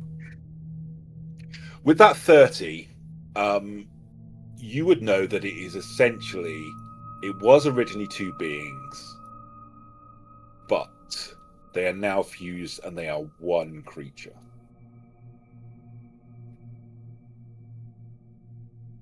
And are there seams in this statue that look like it could, if applied appropriately, be separated, or is this is a singular fused being now? It is a singular fused being now. Well, anyone here feel like they want to strike up a deal with some ancient divine statue, extraplanar being? Now, I'm usually in the mood for a bit of gambling, but I find that I'm short on time and my continence could possibly be spoiled by this apparition. So, if there's no other business to be done here, I have lost interest with this statue entity as he has come to bore me. Also, it'll be dealt with when the building explodes. Well, I think we're trying to prevent that. So, Masterson, you might want to take a note for whatever city ordinance this falls under. Statue marked for dangerous as a divine representation of evil and good, perhaps shall be deconstructed later in the junkyard. Yes. And did I get this creature's name? Only that it is referred to as the Chrome Soul. Chrome Soul. Yeah. Okay. All right, well, we're under a bit of a time crunch here, Chromie, so if we all survive, maybe I'll come back and we can chat. Of course, I understand. You have a lot to do. Would you like my assistance? I'm pretty sure that would be against my probation. Oh, you mistake me. You think it is the demonic side which is speaking. No. I am the angelic side. Of course you are. I am, See, but if I were the demonic side, I'd say that too. I've actually had a lot more trouble with the angelic side than the demonic. The demonic seems to be more of a bargaining type. So I feel that this conversation is leading us more astray. However, if you do have a singular deal you wish to push forward, now is your one and only opportunity. So, natural 20 on it. yeah. So, Jasper, yeah, you're not buying this for a second. There is no way that this is the angel speaking. Jasper will write something on his note, rip out the page, and then he'll like lick the side of it, and then with the spit to stick it to the statue. It's like a local ordinance against making deals with demons.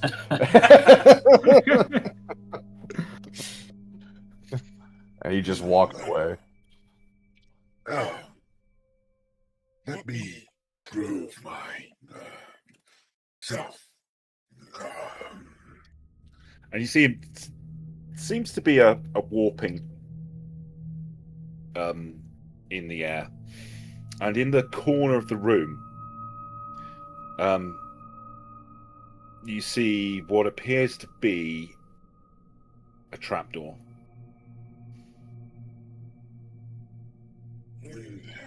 Time is short.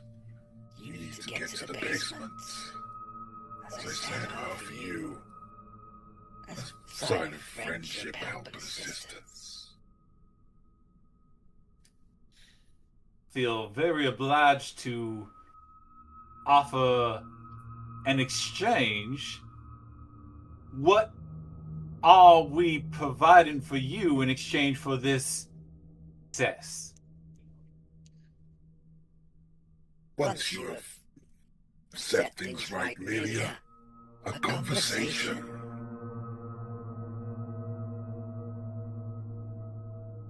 Once this building is free of danger and imperilment, I will absolutely spend days on days on days regaling you with many an exploit. But for now, sir, I must simply offer an adieu and a thank you.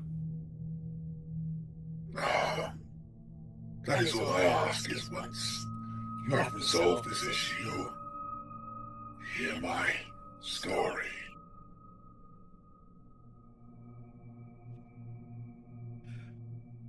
Yeah, Orson definitely makes a move towards that trapdoor because statue guy is everything that could. Orson could make so many mistakes here.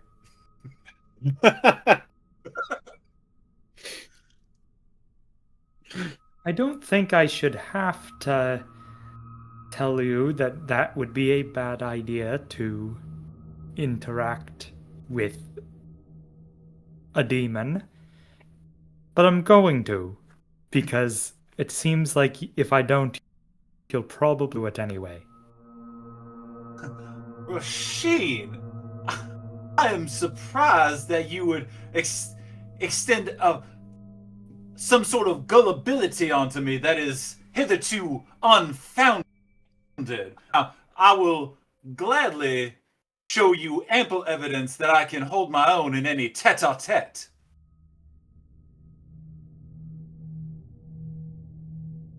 I'd rather not have any evidence. Let's go down to the basement, shall we? Lean back over towards Rosheen again as Orson saunters away. Yeah, I think that genie was onto something.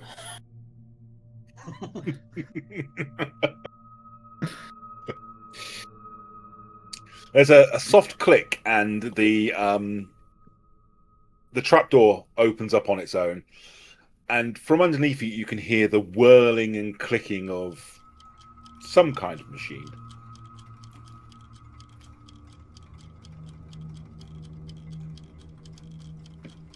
Orson takes a deep breath and ventures forth. There's no ladder, so you will have to just jump into the room. How far is the drop? It's an excellent question. There isn't any light down there, so you can't actually see. Hold on a moment. I cast. Are there? You said that there's books and scrolls on the. I grab up a book and just cast light on it, and then just drop it in the hole. Okay. So as you drop it down, it illuminates what appears to be a room full of cogs and wheels and machinery. The drop down is only 10 foot at most. And within it, you can see there appear to be a number of powered down crystals.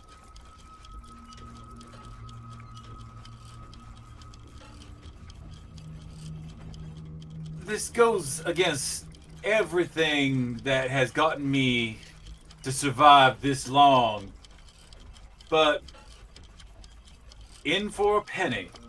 And I'm going to drop into the hole.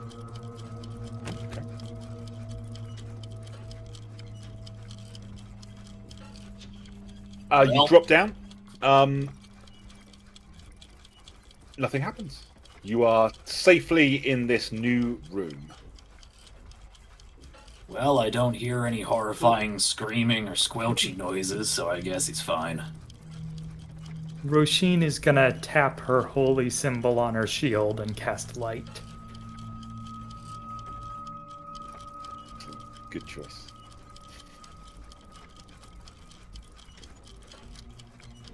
What's it look like down there? Jasper's just gonna fall. As soon as there's no screaming or squelching or breaking of limb, Jasper's just gonna jump down there. It's like the inside of a clock tower in here. Everything is still for the moment, so I think we are just looking at an empty room. So now that you're in the room, you can see there at the center of the room is a 6-foot crystal. About 6 foot tall, 3 foot wide. At either ends of the room are much smaller crystals, and there appears to be a red vein which stretches out to each of these from the center crystal to the other 4 crystals. But what you can see is that the veins have become disconnected. So nothing appears to be connected up down there at all. I want to use the confidence of a man who should not have this kind of confidence. And he is going to absolutely, as a clockwork sorcerer, I have the mending spell. I would like to start trying to reattach these veins. Yeah, it's a fairly easy process. Using the spell, you're able to repair the connections between all these. And you start to see the main crystal in the center start to thrum and start to come to life. It's drawing power from these 4 other crystals in the room. But what you notice is it doesn't quite look as bright as perhaps it should be. It's almost like you could see the build-up of power within it, and the very top of it is still dark, whilst the rest of it is thrumming with this blue energy. Could I do an Arcana check? Mm-hmm. Yeah, go for it. That's a 9. Looks like it's broken somehow still. That's about as much as you can figure out.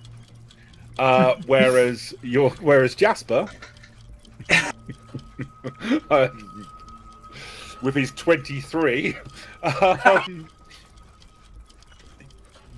now this is like a puzzle, and you love puzzles. This is right up your street. From what you can tell, it looks like there is a piece missing. So you suspect there is another crystal which needs to be attached in order for it to reach its full power and to be turned back on. Have I seen any such crystals in my travels through this building, or any such thing? Not that you can recall, no. Jasper will look up towards the entrance that they both jumped down. And is anyone still up there, or did everybody come back down? Good question. Well, we probably shouldn't leave. Did everybody jump down? Yeah, I think I jumped down. I'm going to, because there's no ladder or anything. No. There is a door that leads out, but there's no ladder. Okay. I'm gonna fish inside my robe, take out a rod, hold it just above the trap door, click it, take my hand away, it stays floating there. I'm gonna tie a rope around it, Nice. chuck that down, and jump on down. Good choice. Excellent.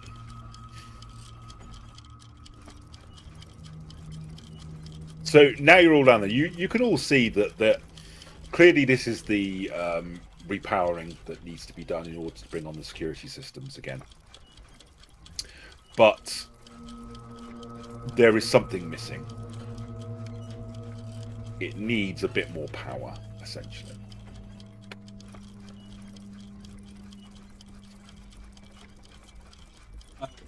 Orson gets frustrated with just a thing that he does not understand and is not working, and so I'll grab the crystal and just cast Shocking Grasp to try and just like see if I can see a thrum of anything. Like, Okay. all right, I need you to go, and just like hits it with a bolt of power. Yeah, go for it.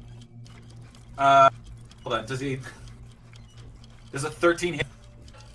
It does. Roll the damage for me. Okay. That is 15 points of damage. Okay. So you concentrate and you could see the crystal start to respond. So the energy is flowing into the crystal. What you weren't prepared for was the backflow of energy. So you take 15 points of damage. Yeah, that sounds about right. That sounds And are thrown across the room. yeah, because the crystal, I decided to play with a light socket. Yep. The crystal lights up and you hear a Security system resetting. Please advise which setting you would like to reinstate. 1, 2, or 3. Well, clearly we want the best, most efficient security system, so 3 it is. No. We dragged the curator down here, right? You did, yes, absolutely. Which one of these is the escaping setting? Escaping. Yes. Do you not know this either? I do no. I just got to. I can't. I was getting confused which way round it is. As one, two, I think. Yes. No, it's definitely. You want the third setting, definitely.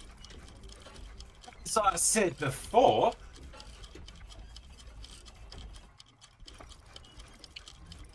It was definitely the third setting. Yes, yes.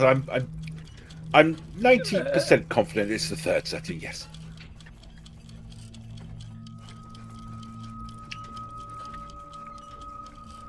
All right. Set it to 3.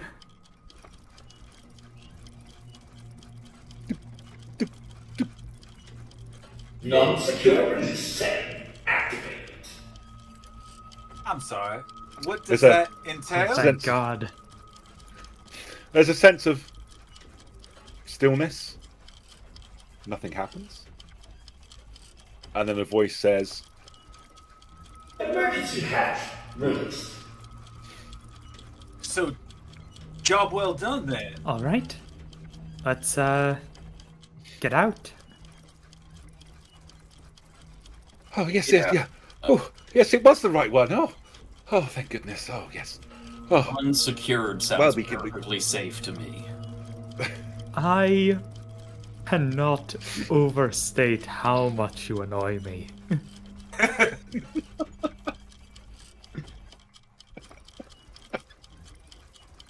But for right now, we have achieved egress, so I think it would behoove us to facilitate a speedy exit.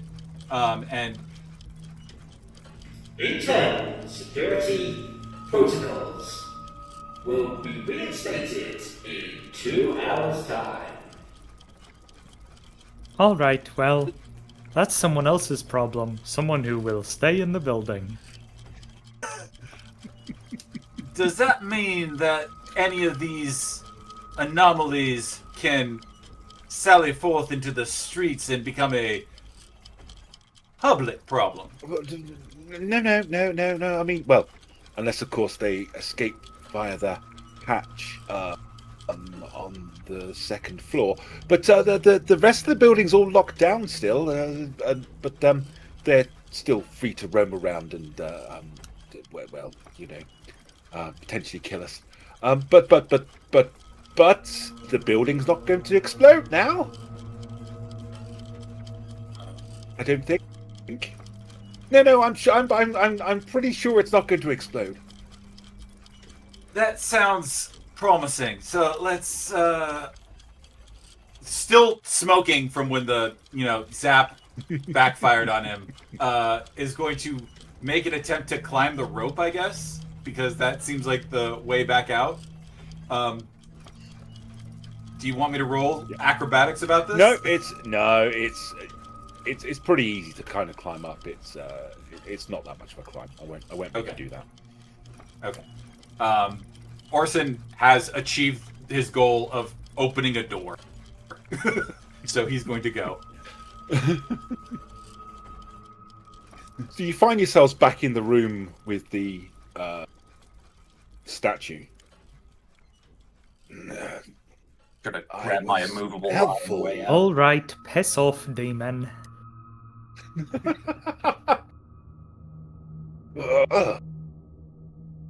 That's not very friendly, but I understand your hesitation. But I was helpful, was I not? No.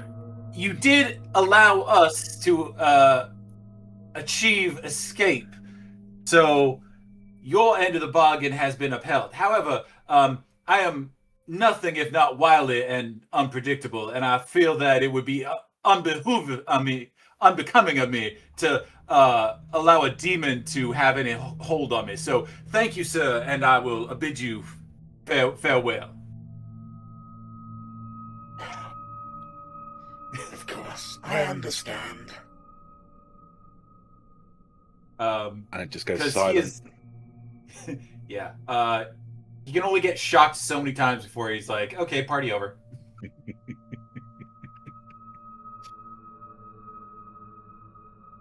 So the mistress kind of goes, "We need to make it to the roof. It's we've still got a little ways to go. Just trying to think of the best route there. I guess if we go through the door to the south and up the stairs, we should be able to get get to the roof and get out fairly quickly. It shouldn't take too long. There is another option.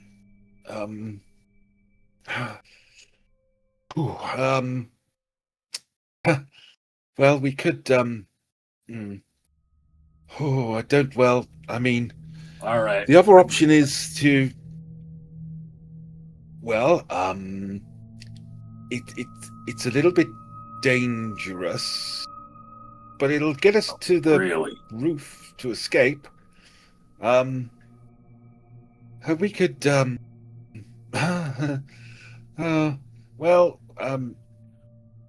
We could step into the teleportation circle. That's in this room. Well, I'm sure that all of this arcana has been properly tested and utilized. There's no reason for me to feel any kind of hesitation, he says, shaking in his boots.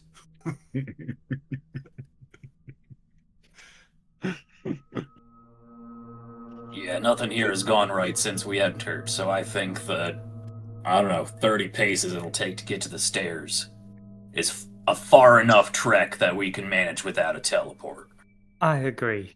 Well, okay. I mean, yeah, it makes sense. You'll need to be careful in that room up ahead. Don't go in the. Just make a beeline for the exit. Don't look at anything. Don't touch anything. Just try and get to the stairs as quickly as you can. Oh, trust me. I want to get out of here as soon as humanly possible. Could I do a quick arcana check on the teleporter? Yes. Go for it. So that's a 6. I was hoping to discern the kind of energy that it was using to send people. Well, this way I and that. mean, it's okay because somebody else has got 25. So These dice are really telling Orson's story. yeah, I know. So,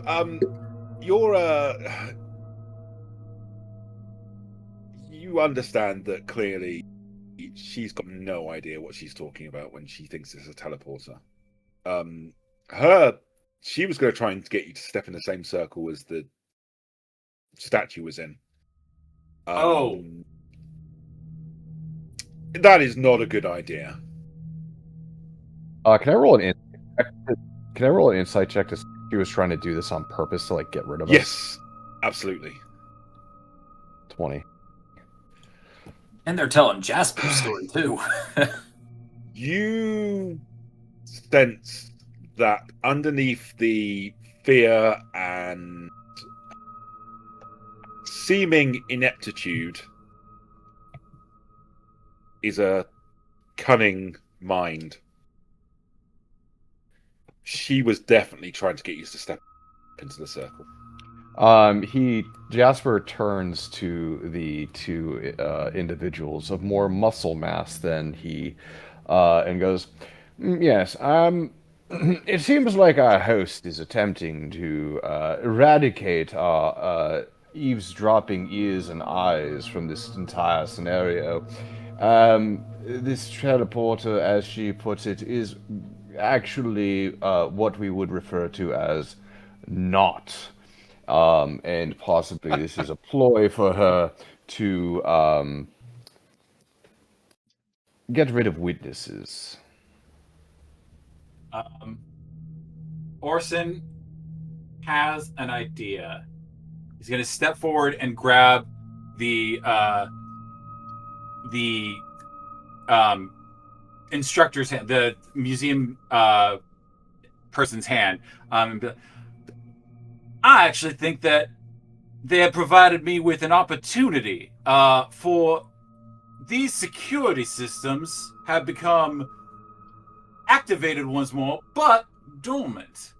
I think, given the proper leverage, that they might perhaps yield even better results. I'd like to do one last Arcana check to see if I could turn on those runes in the first doorway.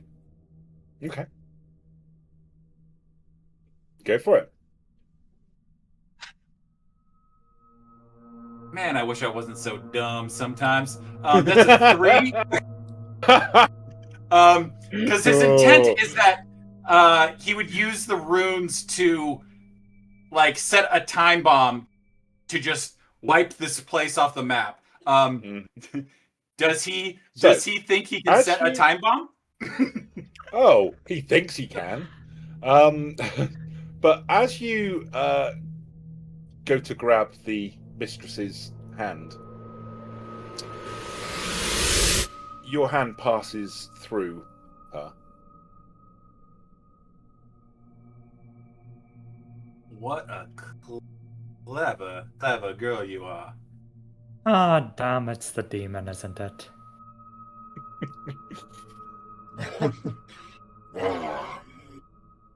Well, I guess it didn't quite work, but she had you fooled for a while there, didn't she? And with that, the illusion just puffs off into smoke. And for the first time, you see this statue move. The head kind of turns round to look at you all. Well, you're all very clever, aren't you? Yep. Ah, well, nevertheless. And she just points her fist at it and casts Eldritch Blast. Oh, excellent. Okay. We're getting straight into combat. Excellent. Excellent. Right, everyone roll initiative for me then, please. Right. Okay. So, top of the round. Well, that rather works rather well because you did say you were throwing an Eldritch Blast. So, absolutely. Does that Ooh, one that hit? is just, that is just a hit. Okay. Nice. And then the second one. That definitely hits. Excellent.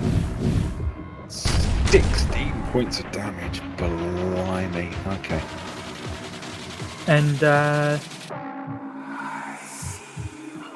I'm going to spend a d6 to heal Orson a little bit. Good shout. Excellent. Anything else you want to do? No, I mean, I guess I'll back away from the statue. I was not right up against it. No, but no. I'm yeah, just yeah, gonna of course, yeah. Back away. Yeah. get a little bit farther away. Okay. Who's up next? I think it's me. Yeah, I think it's you, isn't it? Yeah, go for it. Is anyone next to the target? So I don't believe that anybody was actually in melee with it because it was still inside the circle and you were all outside of the circle. So no, nobody was actually in melee range with it. Well, I suppose I can do a very small amount of damage, or with the thought that somebody's going to go up to it. I will. All I'll do right now is I will again take cover somewhere. Jasper is not a hero, and I will bonus action hide. 17 stealth. And I am going to hold my action for when somebody gets into range with it, and as soon as somebody gets to melee range, I will fire my crossbow at it. Awesome. Okay, so that brings us to Orson. Okay, so casting message first so that it's just amongst us. Orson is this is a powerful demon, and I'm not entirely sure I would like to fight him. So I'm going to try and activate the defenses of this here building that have been so thoroughly put in place. Perhaps it would be best and wisest if all of you would find that escape hatch back up at the top of this building. And I will then use 2 sorcery points to quicken spell. Because I want it to seem like I don't want it to seem like I have ulterior motives. I want it to seem like I'm trying to just like run away. And Okay. I'm going to just do no one's around him yet. So I think I can cast Shatter without too much trouble. Yeah, that'd be fine. I'll cast Shatter as a quicken spell. He needs to make Excellent. a con save of 14. Con save, okay. 19. Or half as much damage. Okay, so 3d8. You're going to take. That's pretty good. That's not. And that is bad. Okay, 12 and half, you take 6 damage. 6 thunder damage. 6 damage.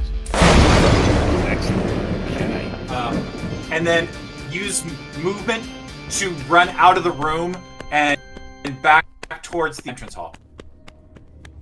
Okay, so as you go to open the door, you find that it is locked.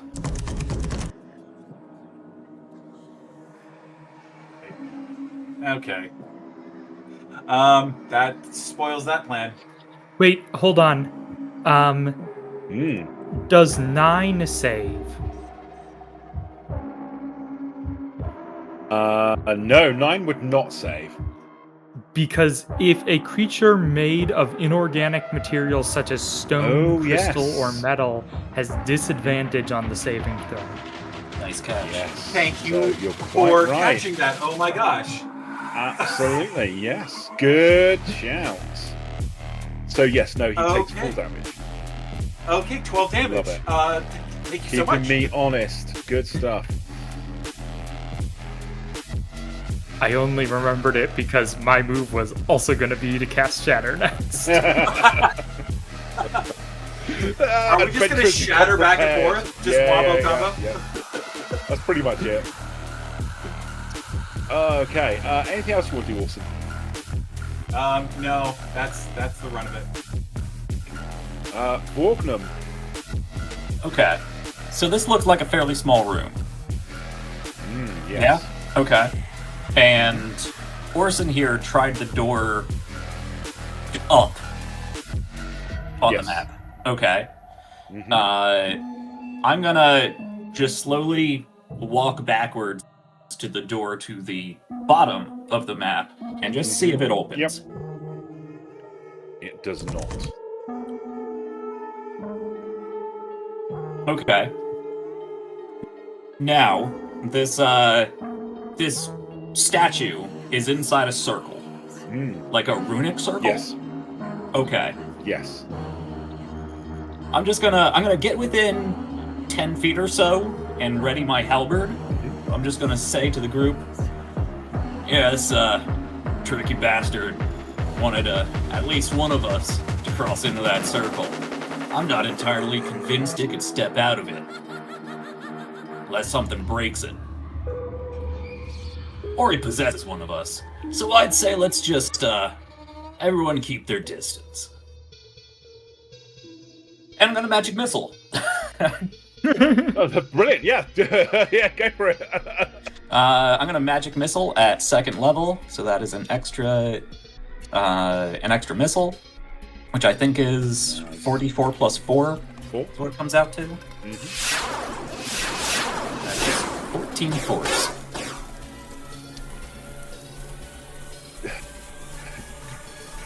Between you, blowing chunks of stone off of this statue, and as you're doing it, you can see that the angelic side, the scream seems to be deepening. The pain is radiating across the angel's face. Whereas the demon's face is still laughing, still looking as if it's enjoying what's going on. But the angel seems to be in even more pain. Yeah, we might want to hold off. Or try something Anything else. else you want to do? Rosheen, you had some of that soft, glowy, feel-good magics. Maybe the angel friend here could use a little help. But again, let's not cross this circle. And I'm just gonna ready up. Okay. Who took the scroll that we got? The protection from good and evil one. Me. Excellent. I think that makes it my turn. Okay. So I'm going to start off with a percentile dice roll. Really? So, as you're kind of holding back and watching what's going on, you notice that the angelic face, there is a set of grim determination which comes across it. And it's almost as if it's mentally willing itself to try and push back the demon's overpowering presence. And just for the briefest of moments, the room lights up. You all gain 15 temporary hit points. And you now benefit from the Bless spell.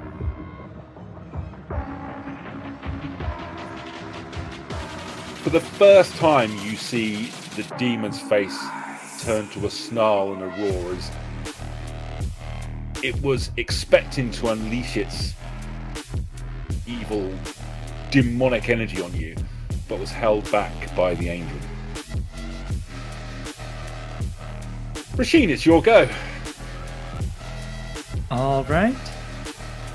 Rosheen is going to go up within 10 feet of it. You know, still outside the circle, but up Yep. to 10, within 10 feet.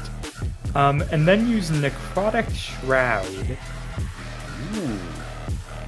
So her gold eyes go black, and skeletal wings sprout from her back. And it has to succeed on a charisma saving throw.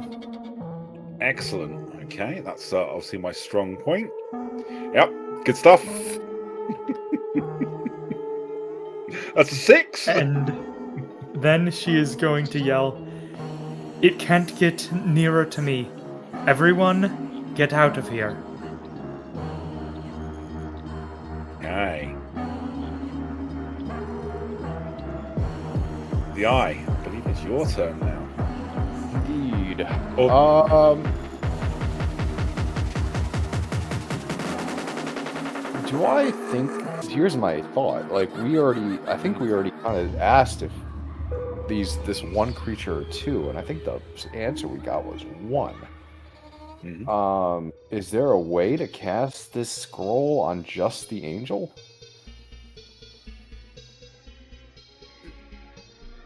Ooh. Well, Interesting. if it is one creature and you're protecting it against evil, that might just suppress the evil anyway. Well, but Yeah. it also protects it against good. Yeah, that's You don't choose one or the other? No, it's No, evil yeah. and good, I think. Oh, No. Well, then just nothing could happen to the angel. That's fine. So I'll tell you what. If you can give me a good roll on Arcana check, I'm not going to get a good I roll on will- this. I've been rolling too well up until I this will point. give you the chance to then cast it on there to see what happens. That you understand enough. Yeah. I mean, you're trying to kind of pull apart how that would actually work, and it's beyond your thought process as to how you could interweave it just to affect one side of this two-sided creature. However, what I will do is, which one of our melee people want to get up and dirty with this thing? Hopefully none, because they have to get in the circle. But if I cast You the scroll do on them, have to, Oh. do have to get in the circle if you want to get within melee range, unless you've got reach, in which case you wouldn't. Like, for instance, a halberd? Like, for instance, a halberd, yes. would one of you like to test my theory?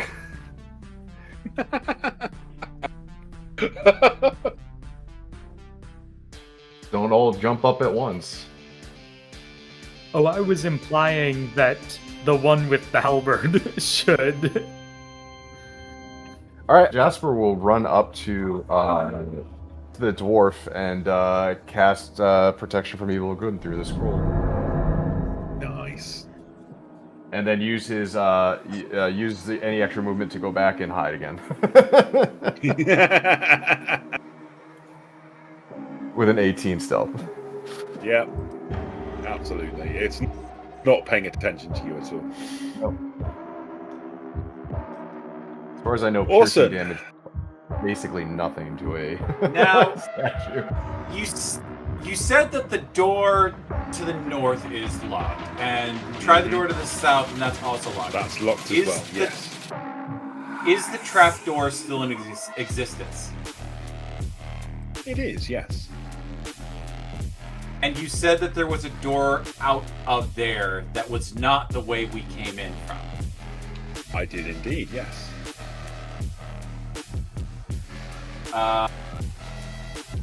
Orson, just to be a bit of a cad, is going to throw another shatter toward the demon. That's going to be another con save of 14. With disadvantage. With disadvantage. Yep, go on. Deal your damage. Deal my damage. Okay. That is going to be 16 thunder damage. Wow. Well, I mean, how would you like to finish this demonic statue off? I think he's so focused on the idea of like getting to the security measures that he's throwing it offhanded, just kind of like as he's making movement towards the trapdoor. He's a really like flee the scene kind of guy, and he doesn't expect when it does hit and it like fully sees like the stonework actually like fracture and fragment and break apart. He's already halfway to leaning over the trapdoors. Like, oh! And then you see him catch himself just barely as he's trying to fall through the trapdoor. It seems to have worked, which is great. That's exactly what I intended it to do. I would like you all to make dexterity saving throws for me as the statue explodes in a shower of stone chunks and splintering pieces.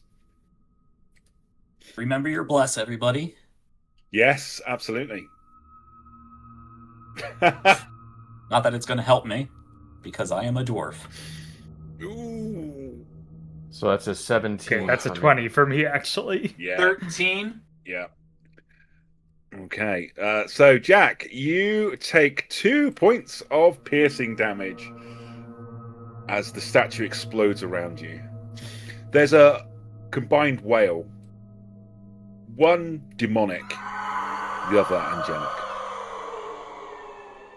And for a moment, the room dips into complete blackness. It's almost like the universe itself has stopped and paused just for that moment.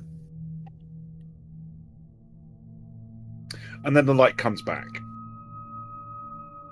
do I get any sense that this has released those entities? Make an Arcana check for me. Okay. Arcana. You feel confident it hasn't. Okay. Rosheen, Yes? for that split second where it goes dark, you drop to the floor. And you are assailed by two truths. Firstly, you've done an incredible thing by sending this demon back to wherever it belonged. You've also done a terrible thing by killing an angel. And you're left with the imprint that this will not be the end of the conversation that you will need to have about what happens next to you. The lights come back on, and you see Rosheen is clearly on the floor. There's a tiny bit of blood just dripping from her mouth. I think that Everyone else seems probation-wise, okay. that sort of comes out in the wash.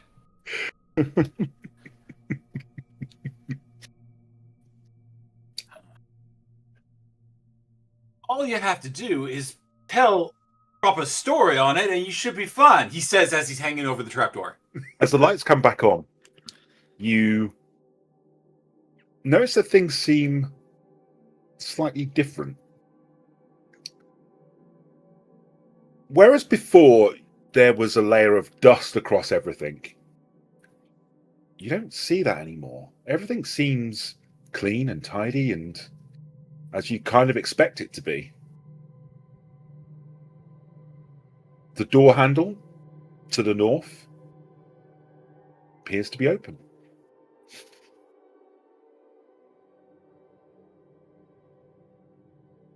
As you head back out, the statues that were in the previous room where you were before are back. Don't seem to have moved at all. And as you enter into the lobby where you came in, all the glass cases are clean, tidy. There's no sense that anything has been broken. Everything seems exactly as it was when you found it, but almost better in a way. At that moment, a young man steps out of the office and, wearing glasses, and looks at you and says, "Oh, I'm sorry. Can I help you at all?"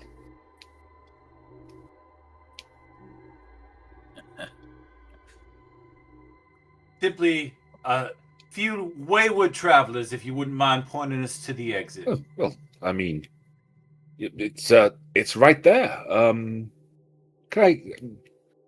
What are you doing here? We're closed. Did you get stuck in one of the rooms? The owner. Yes, I'm the owner. Yes, that's quite right. I think Sebastian Bipartisan.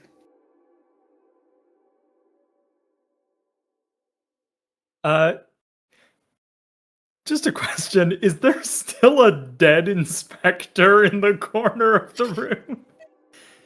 There is not, no.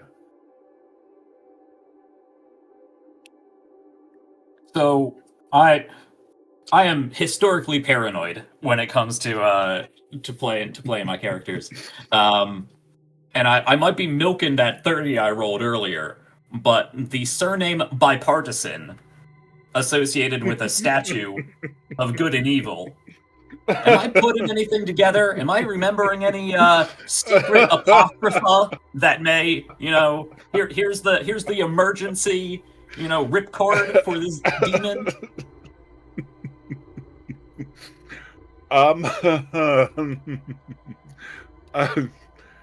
Make me an insight check. Oh, I am not good at that. I am very smart, but I'm Very not a smart, people but not person. insightful. Yeah, Does any of us have like yeah, that about positive? track. Does any of us have good wisdom? I don't think so. I mean, it's probably just a coincidence. This guy in front of you seems normal. Just a regular guy. There we go. Gonna divine sense here it we go. just real Okay. quick. Yeah, I think because I think me and Erin, player Erin, Yep. had the same look as soon as you said bipartisan. Yeah. I think Vorgnum and Rosheen share a look.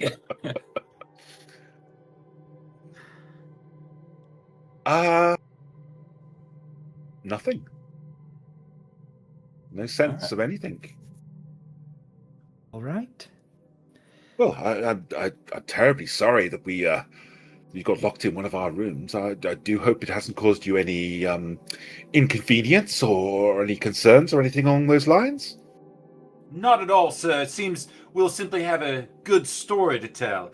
But I suppose you would be knowledgeable on such things of being careful what words and what things you say in this space, because it seems we have bit off more than we can chew. Oh, sorry to hear that. I mean, I hope when people come to see our exhibits, they get a little bit of a thrill out of what we show. I mean, none of it's real, of course, And we but we certainly did. oh, I'm very glad to hear that. Please, the exit is right there. Don't let me keep you. Right. Orson is never one to look deeply into things. This is a botch job if he's ever been on one, and he is simply looking to go.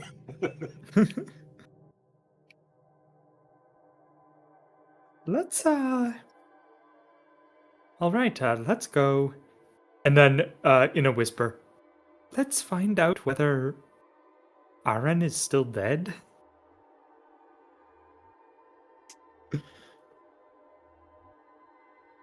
As you proceed through the corridor where you first came in, again, whereas before it was threadbare and, looking as if it was been disused, it's clean, it's tidy, it's well maintained. And as you leave the building, you catch the whiff of cigar smoke as the troll looks you up and down and says, "Evening." You remember letting us in? Of course. You remember the other person who was with us?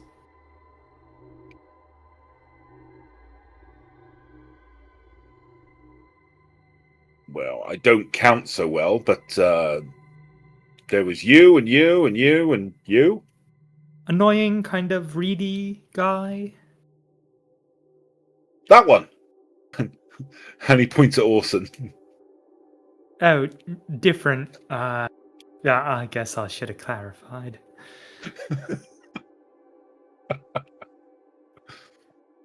No, just you. All right, then. Well, I would say that has neatly cleaned up everything that we could have left behind. Let us perhaps check on our possible payday, though now I'm in doubt. The person who was supposed to pay us apparently never existed, so... That's a complication, yes.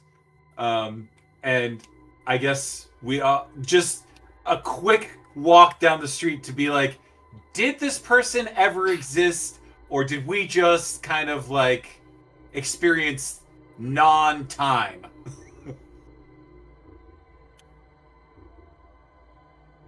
You make your way back to the government building. Back to where this first began, to the little ante-room chamber. Knock on the door. Yes, come in. As you enter, you see the dwarven girl sat behind the desk, smartly dressed, paperwork in hand. Ah, so you've finished up doing the checks, have you? We have, and I would say that our due diligence is deserving of some sort of hazard pay, as we have been. Our work was compromised in a fashion, if you understand what I am saying. Oh, sorry to hear that. Well, here's the payment we agreed upon. She pulls out 4 pouches, each with the agreed payment of 50 gold pieces each. I take it everything was okay there. There were no issues you need to report to me about and concerning of breaches of containment or concerns. Orson has the briefest flicker of like, do I dig deeper into this person who is just smiling and handing me money, or do I simply step away? And as with most occasions, he says, everything went absolutely wonderfully. You wouldn't happen to be some sort of divine angelic host, would you? Well, I mean, that's very kind of you to think that of me, but alas, no. Just a normal, everyday working dwarven clerk here in the In my council experience, buildings. angels don't usually send mail bombs. I'm sorry? Depends on the angel. I don't understand that reference, I'm afraid. Oh, I figured you wouldn't. While everyone else is talking, Jasper is sitting down at the closest end table and writing out a full report from everything. He's grabbing any of the most official documentation he can find, and even though this is not his job, he is definitely taking it as it is his job.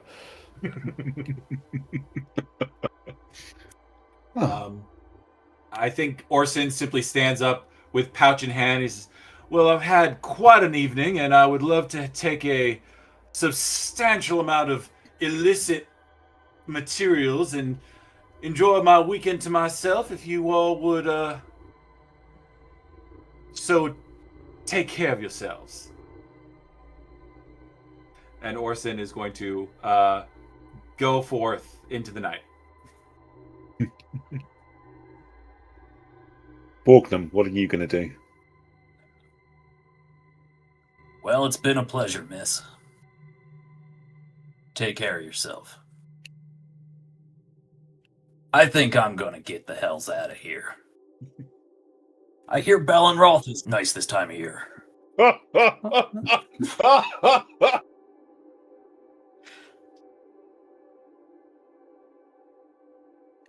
Thank you, Jack.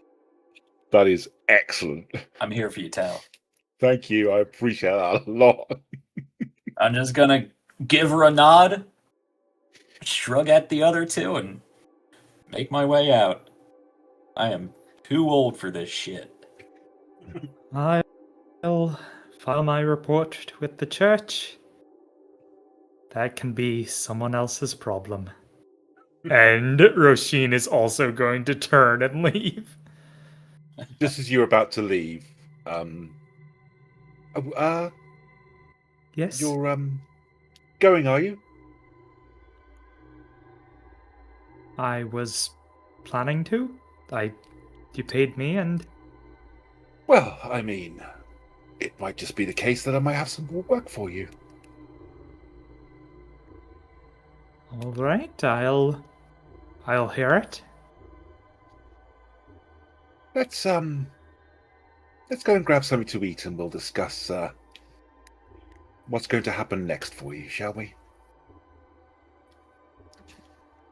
All right.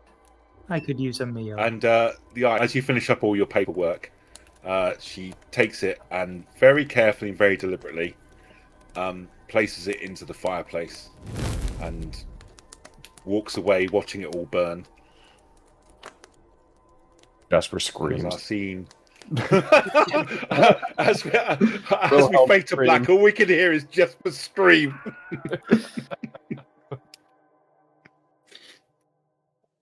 And that, folks, is where we're going to end tonight's game. Oh, All right. Very nice. thank you so much. Very That nice. was brilliant. I thoroughly enjoyed that. Did not go the way I expected to go, even slightly, but Never does. brilliant still the same. Oh my god, so much fun. So much fun. I'd like to thank our wonderful cast for joining us tonight and just being absolutely brilliant. So I think what we'll do is we'll just go around everybody and just tell everyone where they can find you and maybe what you're working on at the moment. And then we will finish up for the evening.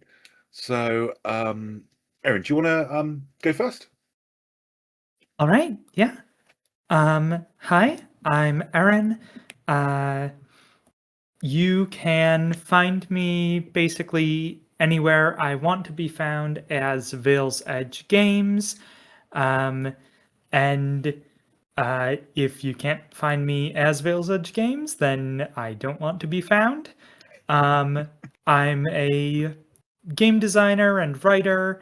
You can see my work on itch.io and check it out. We'll make sure we put all the links in the show notes as well. So please do click through, check it out, and show love. Absolutely. Yes. Patrick, you want to go next? Yeah. Everyone, I've been Patrick playing Orson. You can find me on Blue Sky at Mr. Patrick Cakes. Currently, I run the Vault Companions Twitch channel, and we're doing another one in Fallout. We're playing the Modifius 2D20 system back in New Vegas and having fun. So catch us on Sundays. Gotta catch that. I love Modifius games and I love New Vegas. Very, very cool. Jack, anything you would like to share with what all of us are up to at the moment and what we've got coming up? Yeah. Busy times. Busy times indeed. Yeah, Jack here. I've been Vorgnum Ebonmane, the much more curmudgeonly, salty old dwarf than I expected him to be, so I hope I did not offend over much. So, not at all. Interesting character. Fun times. Brilliant stuff, Tal. And it's been great Glad you having enjoyed it. Erin, Patrick, the both of you on as guest cast. Loved both of your characters. Great game. Yeah, so what do we have going on here at Starmetal Productions? Well, I will begin the edit of this very video, probably as soon as we're done here. Of course, by the time you hear this, obviously it will have been done, so I hope you enjoy, and I hope I did a good job. Otherwise, we already should have our last two one-shots up already. That is another D&D game run by Tal, wrote another fantastic adventure for us. This and the last one, Flight of the Corellia Bell, are his projects. Wonderful games. And we had again. I don't want to spoil it, but Jack made an excellent reference towards the end of the game, which if you watch that one, you will get, and it is classic reference. I'm very proud of it. I snuck an Easter egg in there. So if you have not watched Flight of the Corellia Bell, go and do that. It was a blast of a game. It was fantastic. So we have Flight of the Corellia Bell, another D&D 5e one shot, and we have had Trash Princess, a Lasers and Feelings hack that I wrote, and basically punk rock opera battle of the bands. So if that interests you at all, go check that out. That is also available on itch.io under RPGs Uncovered, my original personal channel. So you can go check that out if you would like. But we have plenty more coming down the pipeline before we're done with the month. So we have a Star Trek Adventures one shot coming up, The Pool on Deck 1, a sort of play on that puerile high school hazing of the freshmen or whatever. There's a pool on the roof. So Really looking forward to that. I have no idea how that's going to go, but I will be running that. Going to be a ship full of Great. cadets, or at least a team full of cadets. So that'll be fun. If you like Trek, go check that out, and I hope I do it justice. That, of course, is another Motivies game. So I really enjoy Star Trek Adventures. And we have a Cyberpunk Red game coming up as well, Food Truck Wars, which is exactly what it sounds like. If you add in the appropriate level of Cyberpunk Red mayhem. And our last one, I believe that is the last one, we have a Cyber Rats one shot as well. I ran a Cyber Rats mini-series a while back. Fantastic game. Erin, you were on that. That was a wonderful show. You can find that on RPGs Uncovered as well. The game written by Alex Reinhardt and illustrated by Boog or Booj. I don't remember if that is a hard or soft G. But a wonderful game. It is large cybernetic rats of various types, shoved in with some XCOM and a lot of corporate complacency. Or whatever that phrase I used was. Something like that. Cyber complacency, I think you called it. Nice. Yeah. Esme will be making a return. Yeah. Excellent. And actually, this is going to showcase Alex's upcoming expansion. He already had one with Briny Bastards. So this is the next upcoming expansion for base Cyber Rats, which will be Cyber Rats in space. So we're going to send our Cyber Rats off to fight, apparently, a giant alien ant queen. And I am super excited to play that. I believe that is all we have coming up here on Starmetal Productions. But we have much more that we are going to sit down, the three of us core here, going to sit down and discuss what we have coming up next, because we have plenty of ideas, and they all sound fantastic, and we're going to try to make as many of them work. But on a personal note, if I may, I would also like to give a shout out to Nerds with Dice, who I work with on the occasion. I will be joining them for an Aliens two-shot, Archimedes Station, I believe it is. So you can check that out. Whether it's live or pre-recorded YouTube or whatnot, go check out Nerds with Dice. They're a great group. And I'm really looking forward to playing Alien again, because I had a lot of fun with that before. Yes, on that one, actually, I've got a one-shot charity game coming up. I will confirm all the details of it, but that is going to be superheroes one shot, using I think it's Metahumans Rising, which I'm going to be playing a character in, which I'm really excited about. So once we get some more details on that, really looking forward to that as well. But yeah, we've got lots kind of really cool, interesting stuff coming up, and but a massive thank you to our guests tonight who've made this such a brilliant game. Thoroughly enjoyed it. Lots of fun. I enjoyed having you guys on. But that's it from us. Of course, likes and subscribes are greatly appreciated. So please do hit those buttons and share the love. And if there's anything people want to see, comments, all those kind of things, we're always keen to hear from people that we present to. So do get involved, let us know, and we're going to be bringing some more stuff your way in the not too distant future. Yeah. And keep an eye on our Blue Sky. Yes. Because we may be dropping more casting forms and general interest. We're always looking for new guest cast and new guest GMs. If you have come up with a game yourself and would like to submit that, or volunteer to run a game here on the channel, we're always looking to get new people in and expand our TTRPG horizons. Absolutely. Yes. And yeah. So if there's nothing else from any of us, just a massive thank you to all. I had a great time tonight.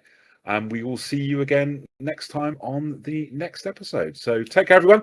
And as Jack says, happy time zone, and we'll see you all soon. Yep. Take care. Thanks. Bye.